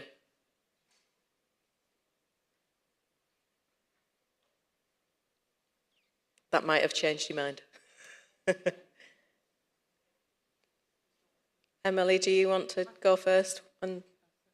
Thank you. I just wanted to highlight that teachers are our most valuable resource. And we need to support our teachers in fair pay. And for this, I fully support this motion. We need to really look at this carefully and review the system. Thank you. Clem Cody from the North East region. Well, I will be when people listen to the members of Cumbria. I'm going to speak against this motion because whilst it is really well intentioned, I think the motion really is essentially a campaign to give teachers a pay rise by removing that. But I think it has been hasn't been thought through well enough by the compositing committee, and therefore I won't support it.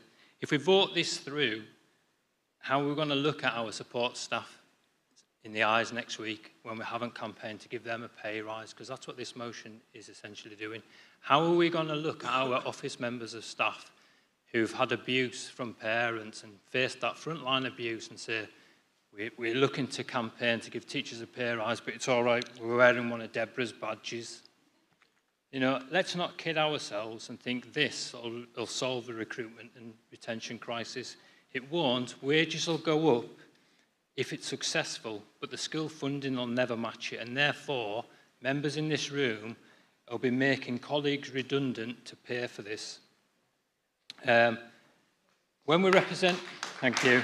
When we represent our members at JCG meetings, we should always ask ourselves what's in the best interest of our members in regard to their terms and conditions. And this doesn't look to our members' terms and conditions. Our membership fees are high in comparison to our teacher unions, and we learnt yesterday that some members present are going to face a membership hike in fees higher than their pay rises. So how can we justify spending membership fees on a campaign to increase just teacher wages? This should be a campaign to increase everybody's wages in school, not just teachers. Last sentence, sorry. I know the NEU have fallen off a cliff since Kevin and Mary left. They've gone downhill rapidly. I don't think we should be putting a campaign together from membership fees to fund a campaign on the NEU's behalf.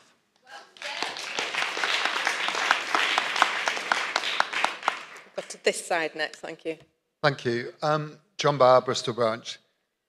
I speak as a trade unionist, but on behalf of school leaders. Firstly, I want to thank the proposers of the motion and the amendments. Bristol Branch recognise the barriers and inequalities that result from having two teacher pay scales and an inconsistent process to move between them. However, members in the Bristol Branch have raised concerns that the unforeseen consequences of this motion are not fully explored within it. These amendments have not resolved this. Bristol members believe these consequences need fully addressing before delegates should support a motion like this at conference. Bristol NHT leaders emailed our committee ahead of conference. This email is one of many. Moving to UPS brings with it expectations in terms of leadership and whole school impact. And some teachers at my school recognise this and make an active decision not to apply for progression because the increased responsibility isn't right for them. Removing this would make schools like mine unsustainable financially. The proposers have captured a real problem, but Bristol Branch does not believe this motion is the solution. Conference, on behalf of Bristol NHT school leaders, I speak against this motion.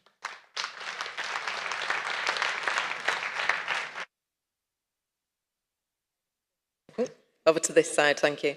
Jim Nicholson, Stockport Branch, speaking on behalf of Stockport members. We speak against the motion. Whilst we empathise with the intent of this motion, school teachers' pay conditions document is overly complicated, to say the least. But we are a school leaders' union, and we must act in support of our school leaders. As my colleague just said earlier, this motion may lead to a range of unintended consequences that compromise our members and their ability to run their schools and their context in the system. In a consider all factors analysis, this motion could lead to a system that disincentivizes ambition to become a school leader. Not all teachers wish to become a school leader in some context.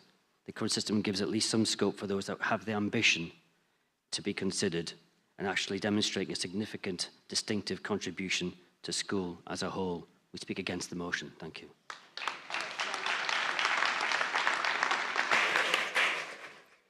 Hi, I'm Caroline Carr and I'm the branch president for Leeds, not too far away.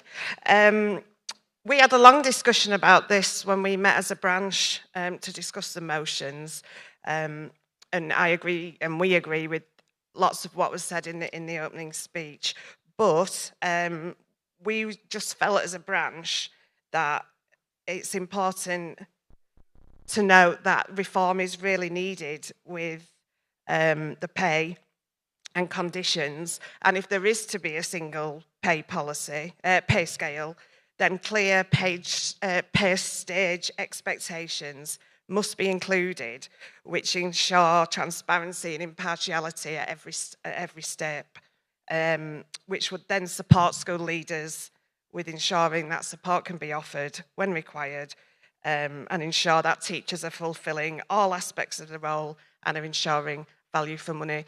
And sometimes it can be really hard for head teachers, if you've got a particularly militant staff, to be able to do that. But as a branch, we support the motion. Thank you, colleague. I'm sticking with that side and then across to Deborah. Hi, Hugh Jones, National Exec, Wales and Conwy Branch. I'm speaking in favour of this. We have this system in Wales. The world hasn't stopped turning. It hasn't created a vision. Schools aren't closing because of it, and it works. So yeah, we speak in favour of this.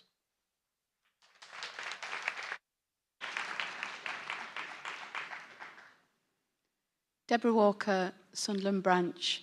I will shut up soon, by the way. I know you're sick of the sight of me. In Sunderland, we debated this long and hard, and I echo some of our colleagues' points here about the unintended consequences of passing this motion. In Sunderland, we don't agree with PRP in blanket terms, and that actually the removal of the wholesale application is a good thing. But we also believe that as leaders, we need to have some tools in our very deleted toolbox to help us lead and manage successful schools. Not all staff want to or are able to do a really good UPS role. That is not a problem currently. They choose to remain at M6. In Sunderland, we support this ability for our teachers to make a choice and also for our leaders to be able to make a judgment and exercise some control over their workforce accountability. The sustained and substantial contribution of the UPS role contributes directly to the success of our primary schools. In our depleted system, many leaders cannot lead their schools to excellence without this aspect of the role. It has to be fulfilled. That has to be fulfilled by our recognised and capable UPS staff. The current process allows us to ensure that all UPS colleagues understand the role and the expectations. Leaders need to know that there are team members that have the ability to contribute. If we remove the difference of UPS status and our leaders' ability to exercise some control over this, it will have a detrimental impact on our leaders to engage a broader section of the workforce in delivering its strategic aims. Thank you.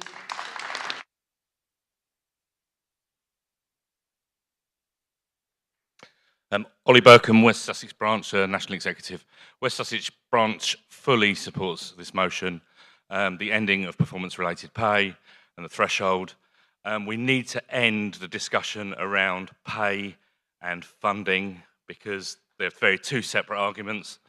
We feel really strongly about that as a branch. We fully support this, and have we need to have a much fairer pay system. Well done for proposing the motion.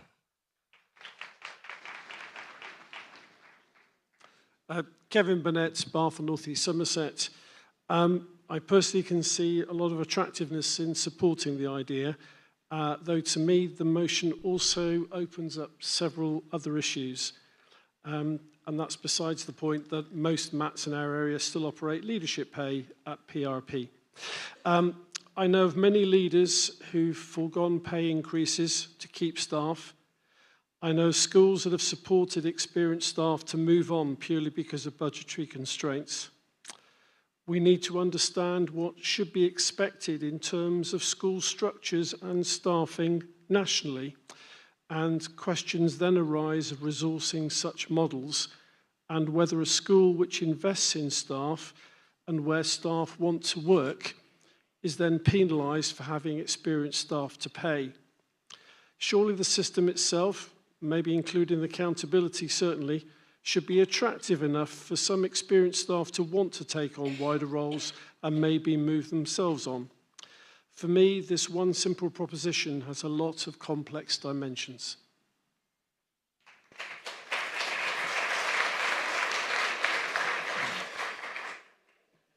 Andy Mellor, Blackpool Branch. We had a long conversation at our branch meeting about all of this. It probably took most of the meeting time, actually. The bottom line for me, and the reason why we sat and we proposed an amendment, is that the removal of the last vestige of performance-related pay has to be the overriding concern. We need to take that last element out. The reason why we suggested the alternative, the amendment, was that we didn't like being shoehorned into a 1 to 9 scale. And what we thought was, actually, let's give this to the people on our national executive who meet and work with the Department for Education. And let's create a new system. Let's have a conversation about how TLRs work with all of this. So let's not shoehorn ourselves in, but let's get rid of performance-related pay once and for all.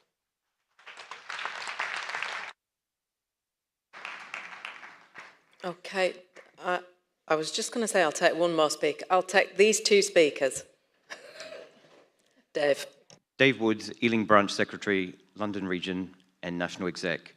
Listening to the discussion on this motion, and particularly as the wording changed with the amendment, I think we all need to just read once again what the call is here. The original motion had the reference to what is our existing pay scales and looking to try and merge them. All this is calling for now is for the National Executive members to work with staff in the DfE to ensure performance-related pay is removed and that we develop a new, fair and equitable system. It's not saying continue the one or make it fit. It's saying look for something better. And many of the speakers for and against have all talked about having a different system, something better. So I would strongly urge people to support the motion as it now is.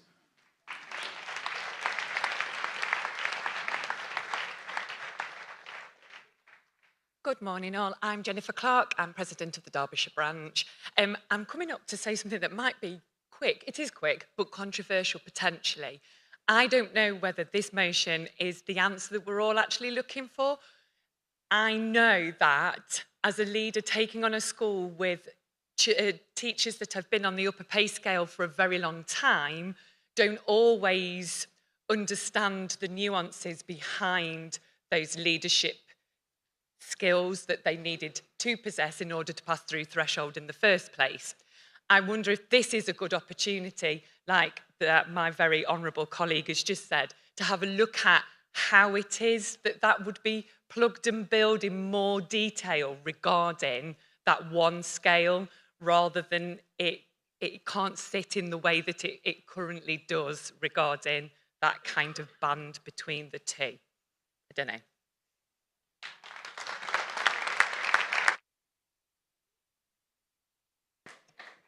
Thank you, everyone. We will now move to the vote. Sorry, forgotten. Amy, you have a right of reply, should you wish to exercise it.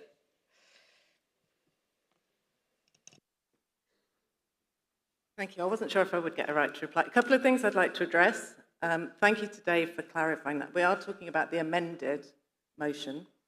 The argument that this is a policy for the NEU, I don't take offence at that. Most of our staff are in the NEU. We have a responsibility to them. They're a sister trade union. We all want fair pay for everyone. So that isn't for me a problem.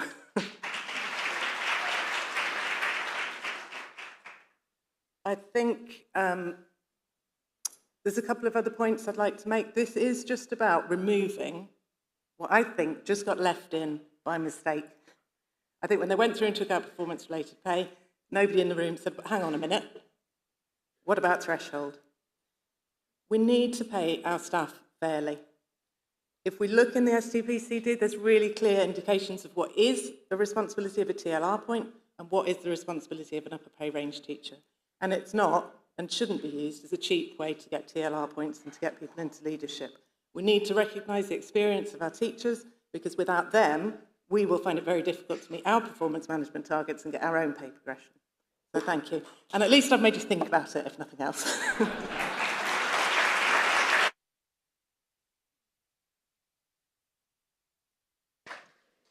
Thank you. And on to the vote. All those in favour?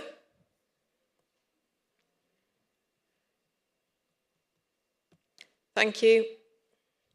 All those against?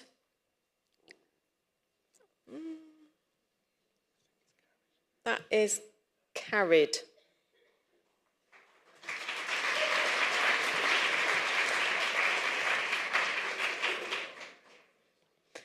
Thank you. And moving on to motion 12. Sarah Hewitt-Clarkson, Birmingham Branch, West Midlands President and National Exec. What is a TURA? It's a trade union recognition agreement and is a formal agreement between an employer and a specific trade union. It is good for both employees and employers. These agreements are not just administrative niceties, they are essential frameworks that support transparency, trust and fairness in the workplace. They enshrine the right of staff to be collectively represented and ensure that their voices are heard at the decision-making table. At their core, TORAs allow unions to negotiate on behalf of their members on issues such as pay, workload, health and safety, professional development and workplace culture. They aren't minor details. They directly affect staff morale, retention and the quality of education that our children receive. When staff feel supported and empowered, they are better able to support our students.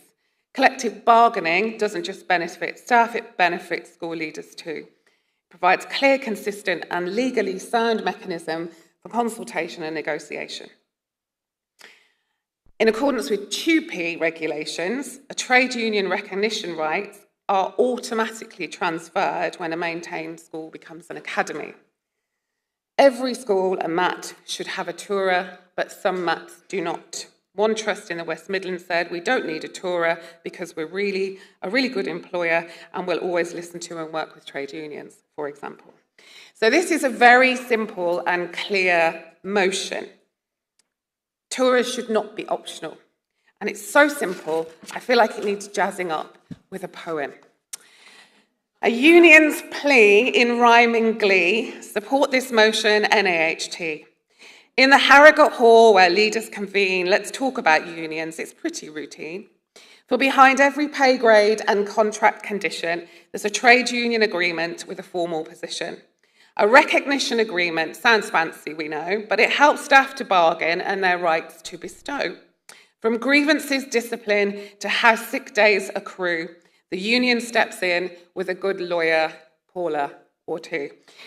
Now, here comes the twist. It's TUPE's delight when schools turn into academies overnight. Those rights don't vanish, they don't disappear. They automatically transfer. Let's give them a cheer. Recognition rights must follow along like a teacher with a coffee when Monday feels wrong.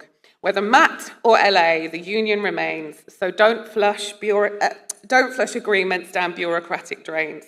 So NAHT, we urge you, don't treat this as fluff. Support this fine motion. I've ranted enough.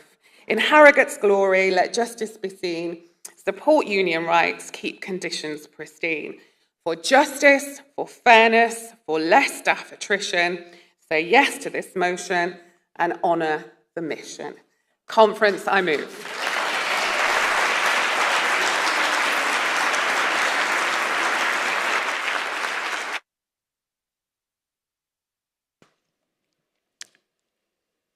And there's somebody at the 2-minute mic here. Well, judging from that response, actually this will be okay, I think I'm about to say. First of all, speaking on behalf of Stockport Branch, Jim Nicholson, in full support of this motion. Good industrial relations are essential for the success of our workforce, and all too often members in the wider workforce are being compromised where TURAs don't exist. A TURA for all trusts would perhaps bring back some confidence, common ethics, and therefore confidence in the trust system, and would also set out how employers would actually act. Having been witness to the ever-complicated discussions that take place between developing trusts and union representatives, it seems an inefficient use of facilities time and trust resources to debate the application of a TURA in the individual context. It is a good start building good industrial relations. Whilst there is a model TURA, when it is used, it is subject to nuances in each individual trust, and we're now seeing over 3,000 points of contact.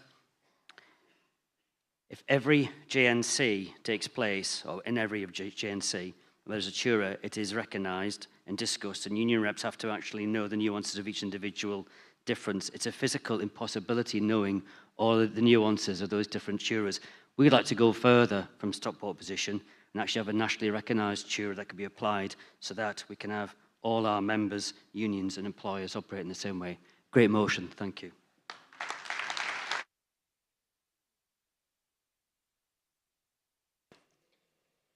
Right, I see no more speakers at the mics, so we'll move to the vote. All in favour? Thank you. And all those against? That's unanimously carried.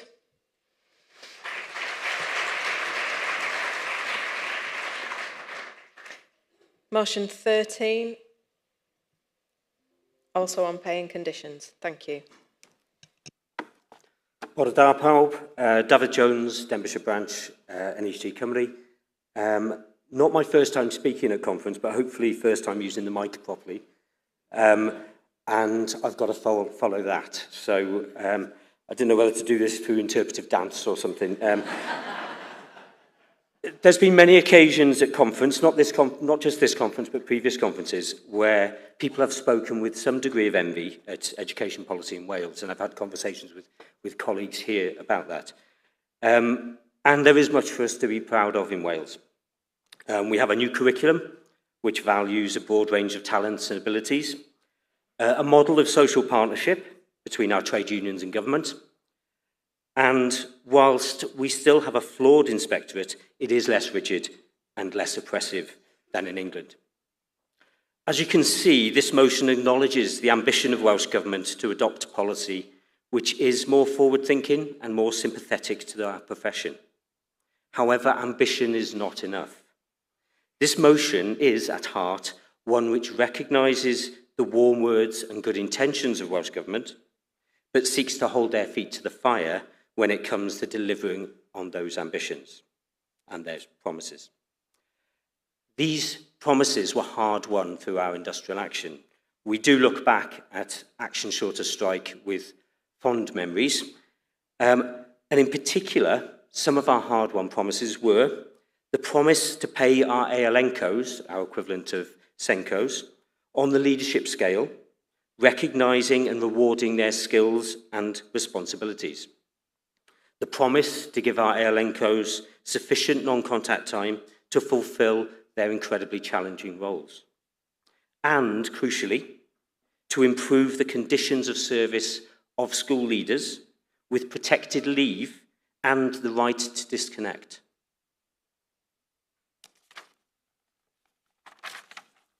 My colleague Tim will speak to some other elements of this composited motion, but I call on conference to support NAHT Cymru so we can hold Welsh Government to their own promises and commitments. Comrades, I move.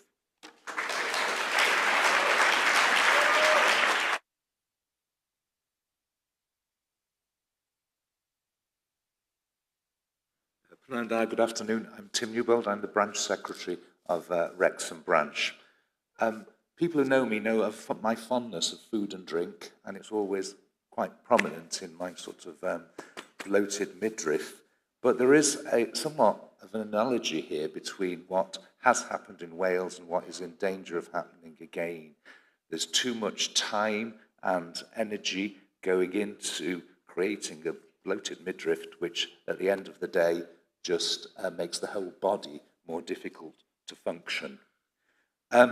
We used to have 4 consortia that were a sort of alternative inspection system. We have ESTIN, we have the Educational Workforce Council, the National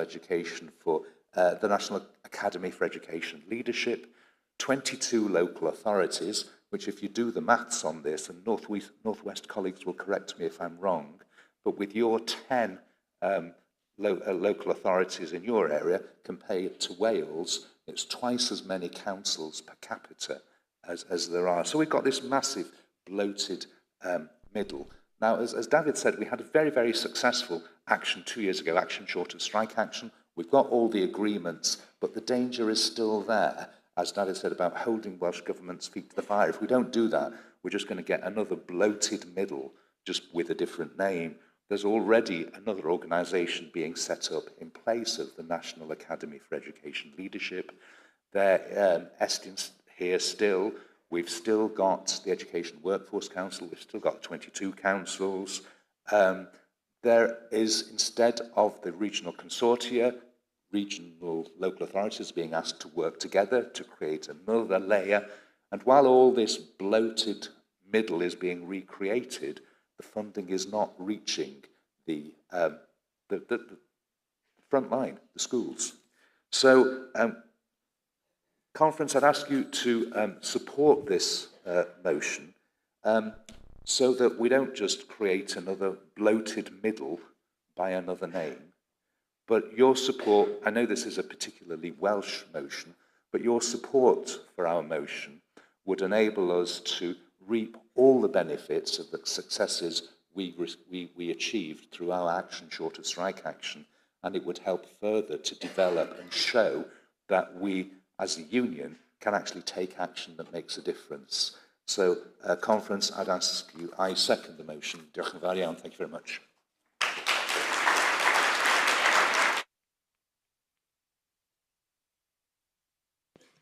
And there's no one wishing to speak. We move to the vote. All in favour? Thank you. All against?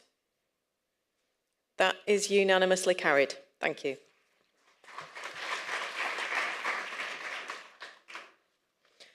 So motion 14 is another lead and lettered motion, just A and B this time. And first speaker's arrived at the perfect time. Thank you. Hello, conference. My name's Annalise Yaffe. I'm from Birmingham branch, and this is my first time speaking at conference.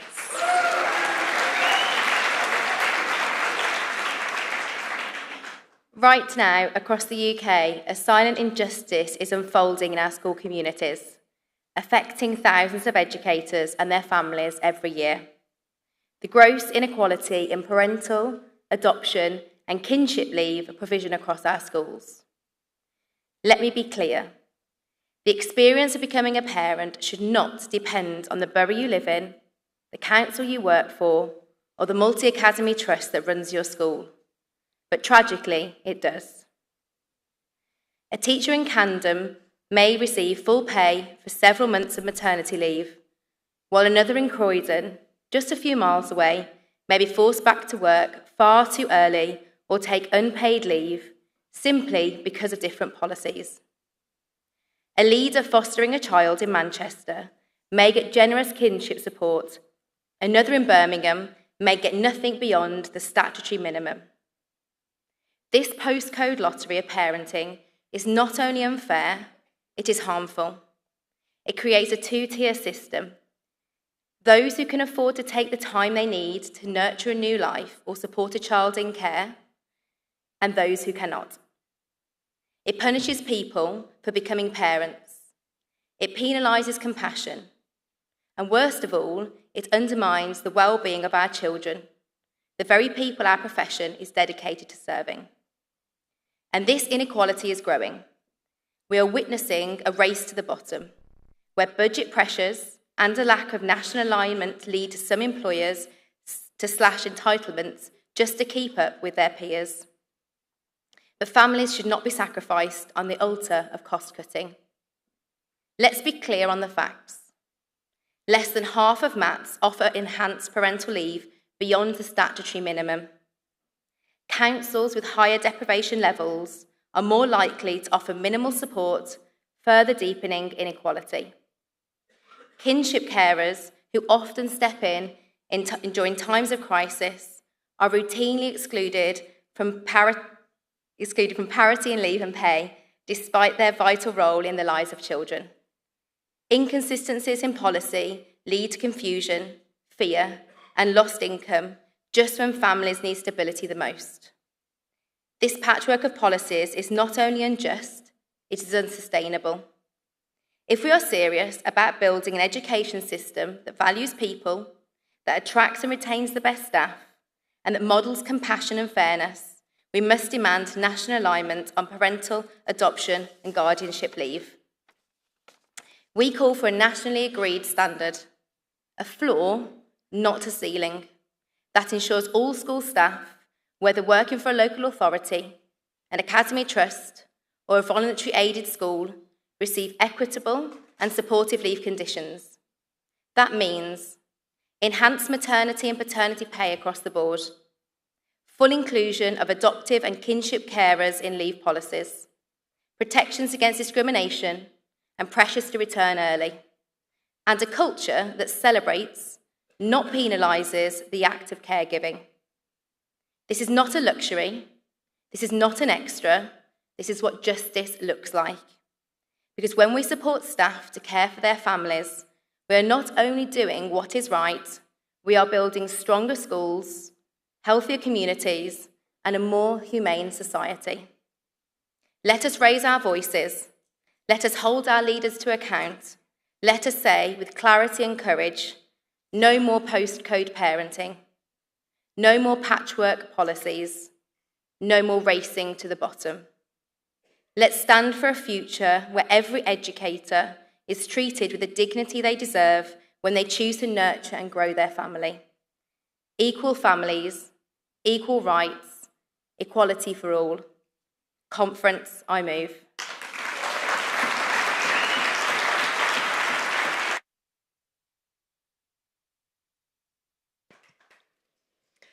And are you motion 14B? Yeah, thank you.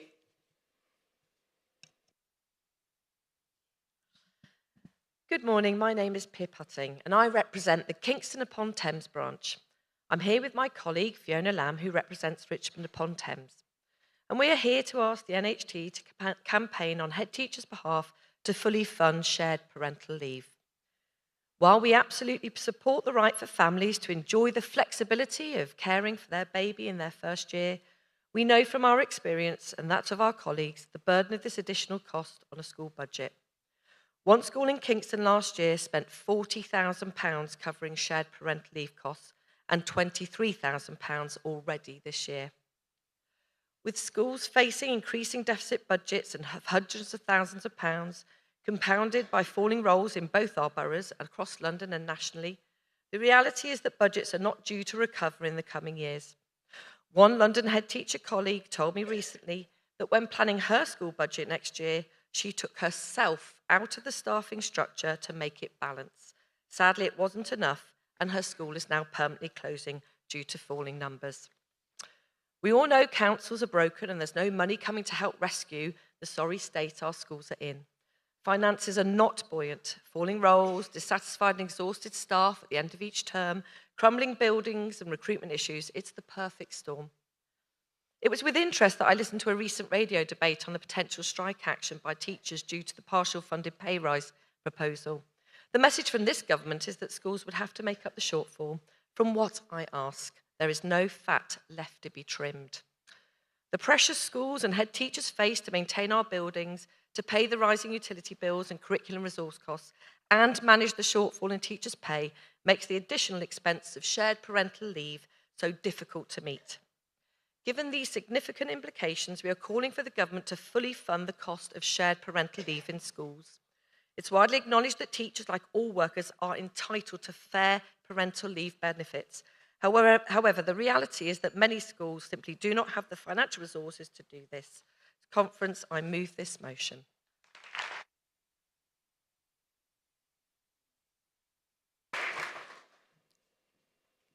We've got no speakers at the mic, so I'll move straight to the vote. All those in favour? Thank you. And all those against? That is unanimously carried. Thank you.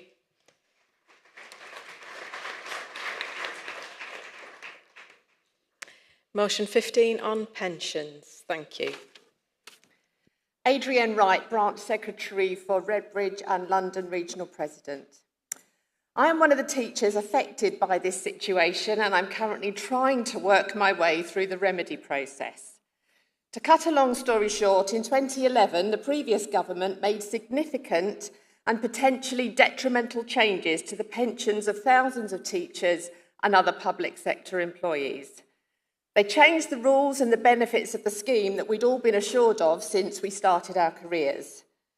As the motion indicates, the Fire Brigade Union took the government to court and the government changes were overturned. The MacLeod judgment stated that we had been discriminated against on the basis of our age.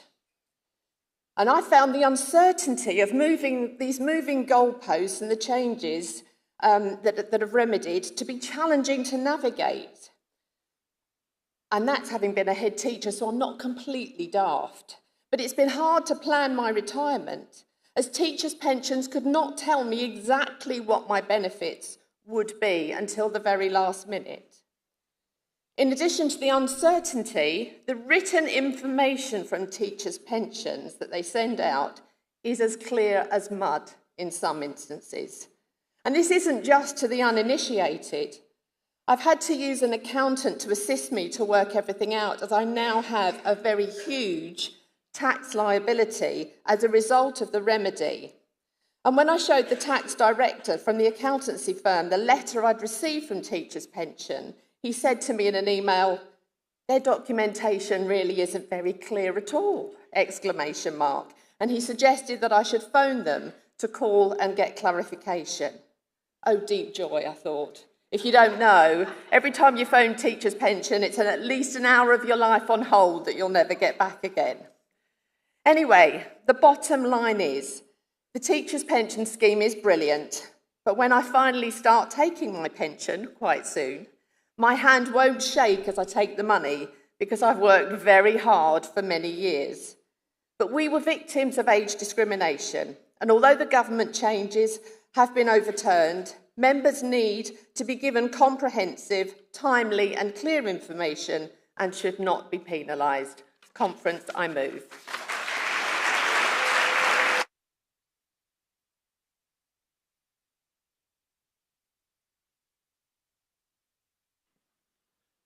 Chris Hill, Hounslow Branch. Put simply, our members should not be facing tax bills and out of pocket because of the illegal actions of our employers and things like that. So we should not allow that to happen. So please support this motion. I formally second.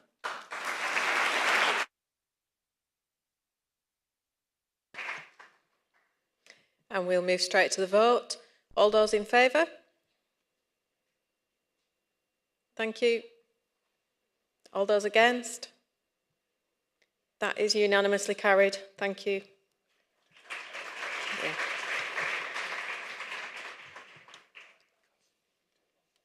So, okay, right. We are going to call a halt there to the motions for now. Thank you. Go and sit back down. Sorry about that.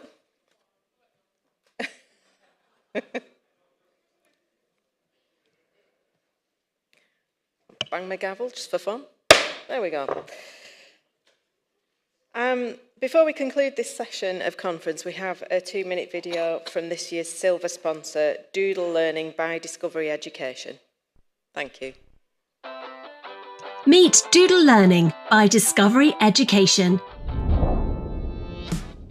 Doodle Learning's personalised digital work programmes adapt to the needs of every pupil to boost their confidence and ability in maths and English. Doodle Maths and Doodle Tables are aligned with the national curriculum, from EYFS through to Key Stage 3. Doodle English and Doodle Spell will give you all the grammar, punctuation and spelling you need for Key Stage 1 and Key Stage 2. Filled with thousands of interactive exercises and enticing rewards for effort, Doodle programmes are ideal for pre-teaching, intervention, consolidation and homework. By setting the work at just the right level and with in-app support, they promote independent learning. Doodle continually tracks pupil progress, providing real-time data in the Doodle dashboard. It removes the need for setting work and marking, giving teachers more time to teach. When used little and often, Doodle is proven to raise attainment. The impact we've seen from using Doodle Maths is for those children that in particular use it regularly and have got their long streaks and they're that much more confident, and we're seeing that impact in their outcomes at the end of the year. I look most forward to looking what I've done, how many stars I've got and how good I've been from like year 4 to year 5 and how much I've improved. Doodle Maths makes me feel proud of myself. Doodle Learning's adaptive practice programmes build children's confidence and ability, and empower teachers with valuable data on their progress. Well done! Find out how Doodle Learning can support you today. Thank you. That now concludes this session of annual conference. In a moment, I'll ask you to make your way to Studio 2 for exhibition viewing and lunch. During the break, there will be 2 short sessions in the NAHT Theatre. At 1:05, there will be an update on campaigning, industrial relations and matters of the moment in Northern Ireland with NAHT National Secretary Dr Graham Galt. And at 1:25, there will be an update on campaigning, industrial relations and matters of the moment in Cymru with NAHT National Secretary Laura Dole. And we will return to the hall and ready for a prompt start at 1:45, please. So make sure you're ready in your seats and sitting quietly, ready for 1:45. Thank you. Doing it again.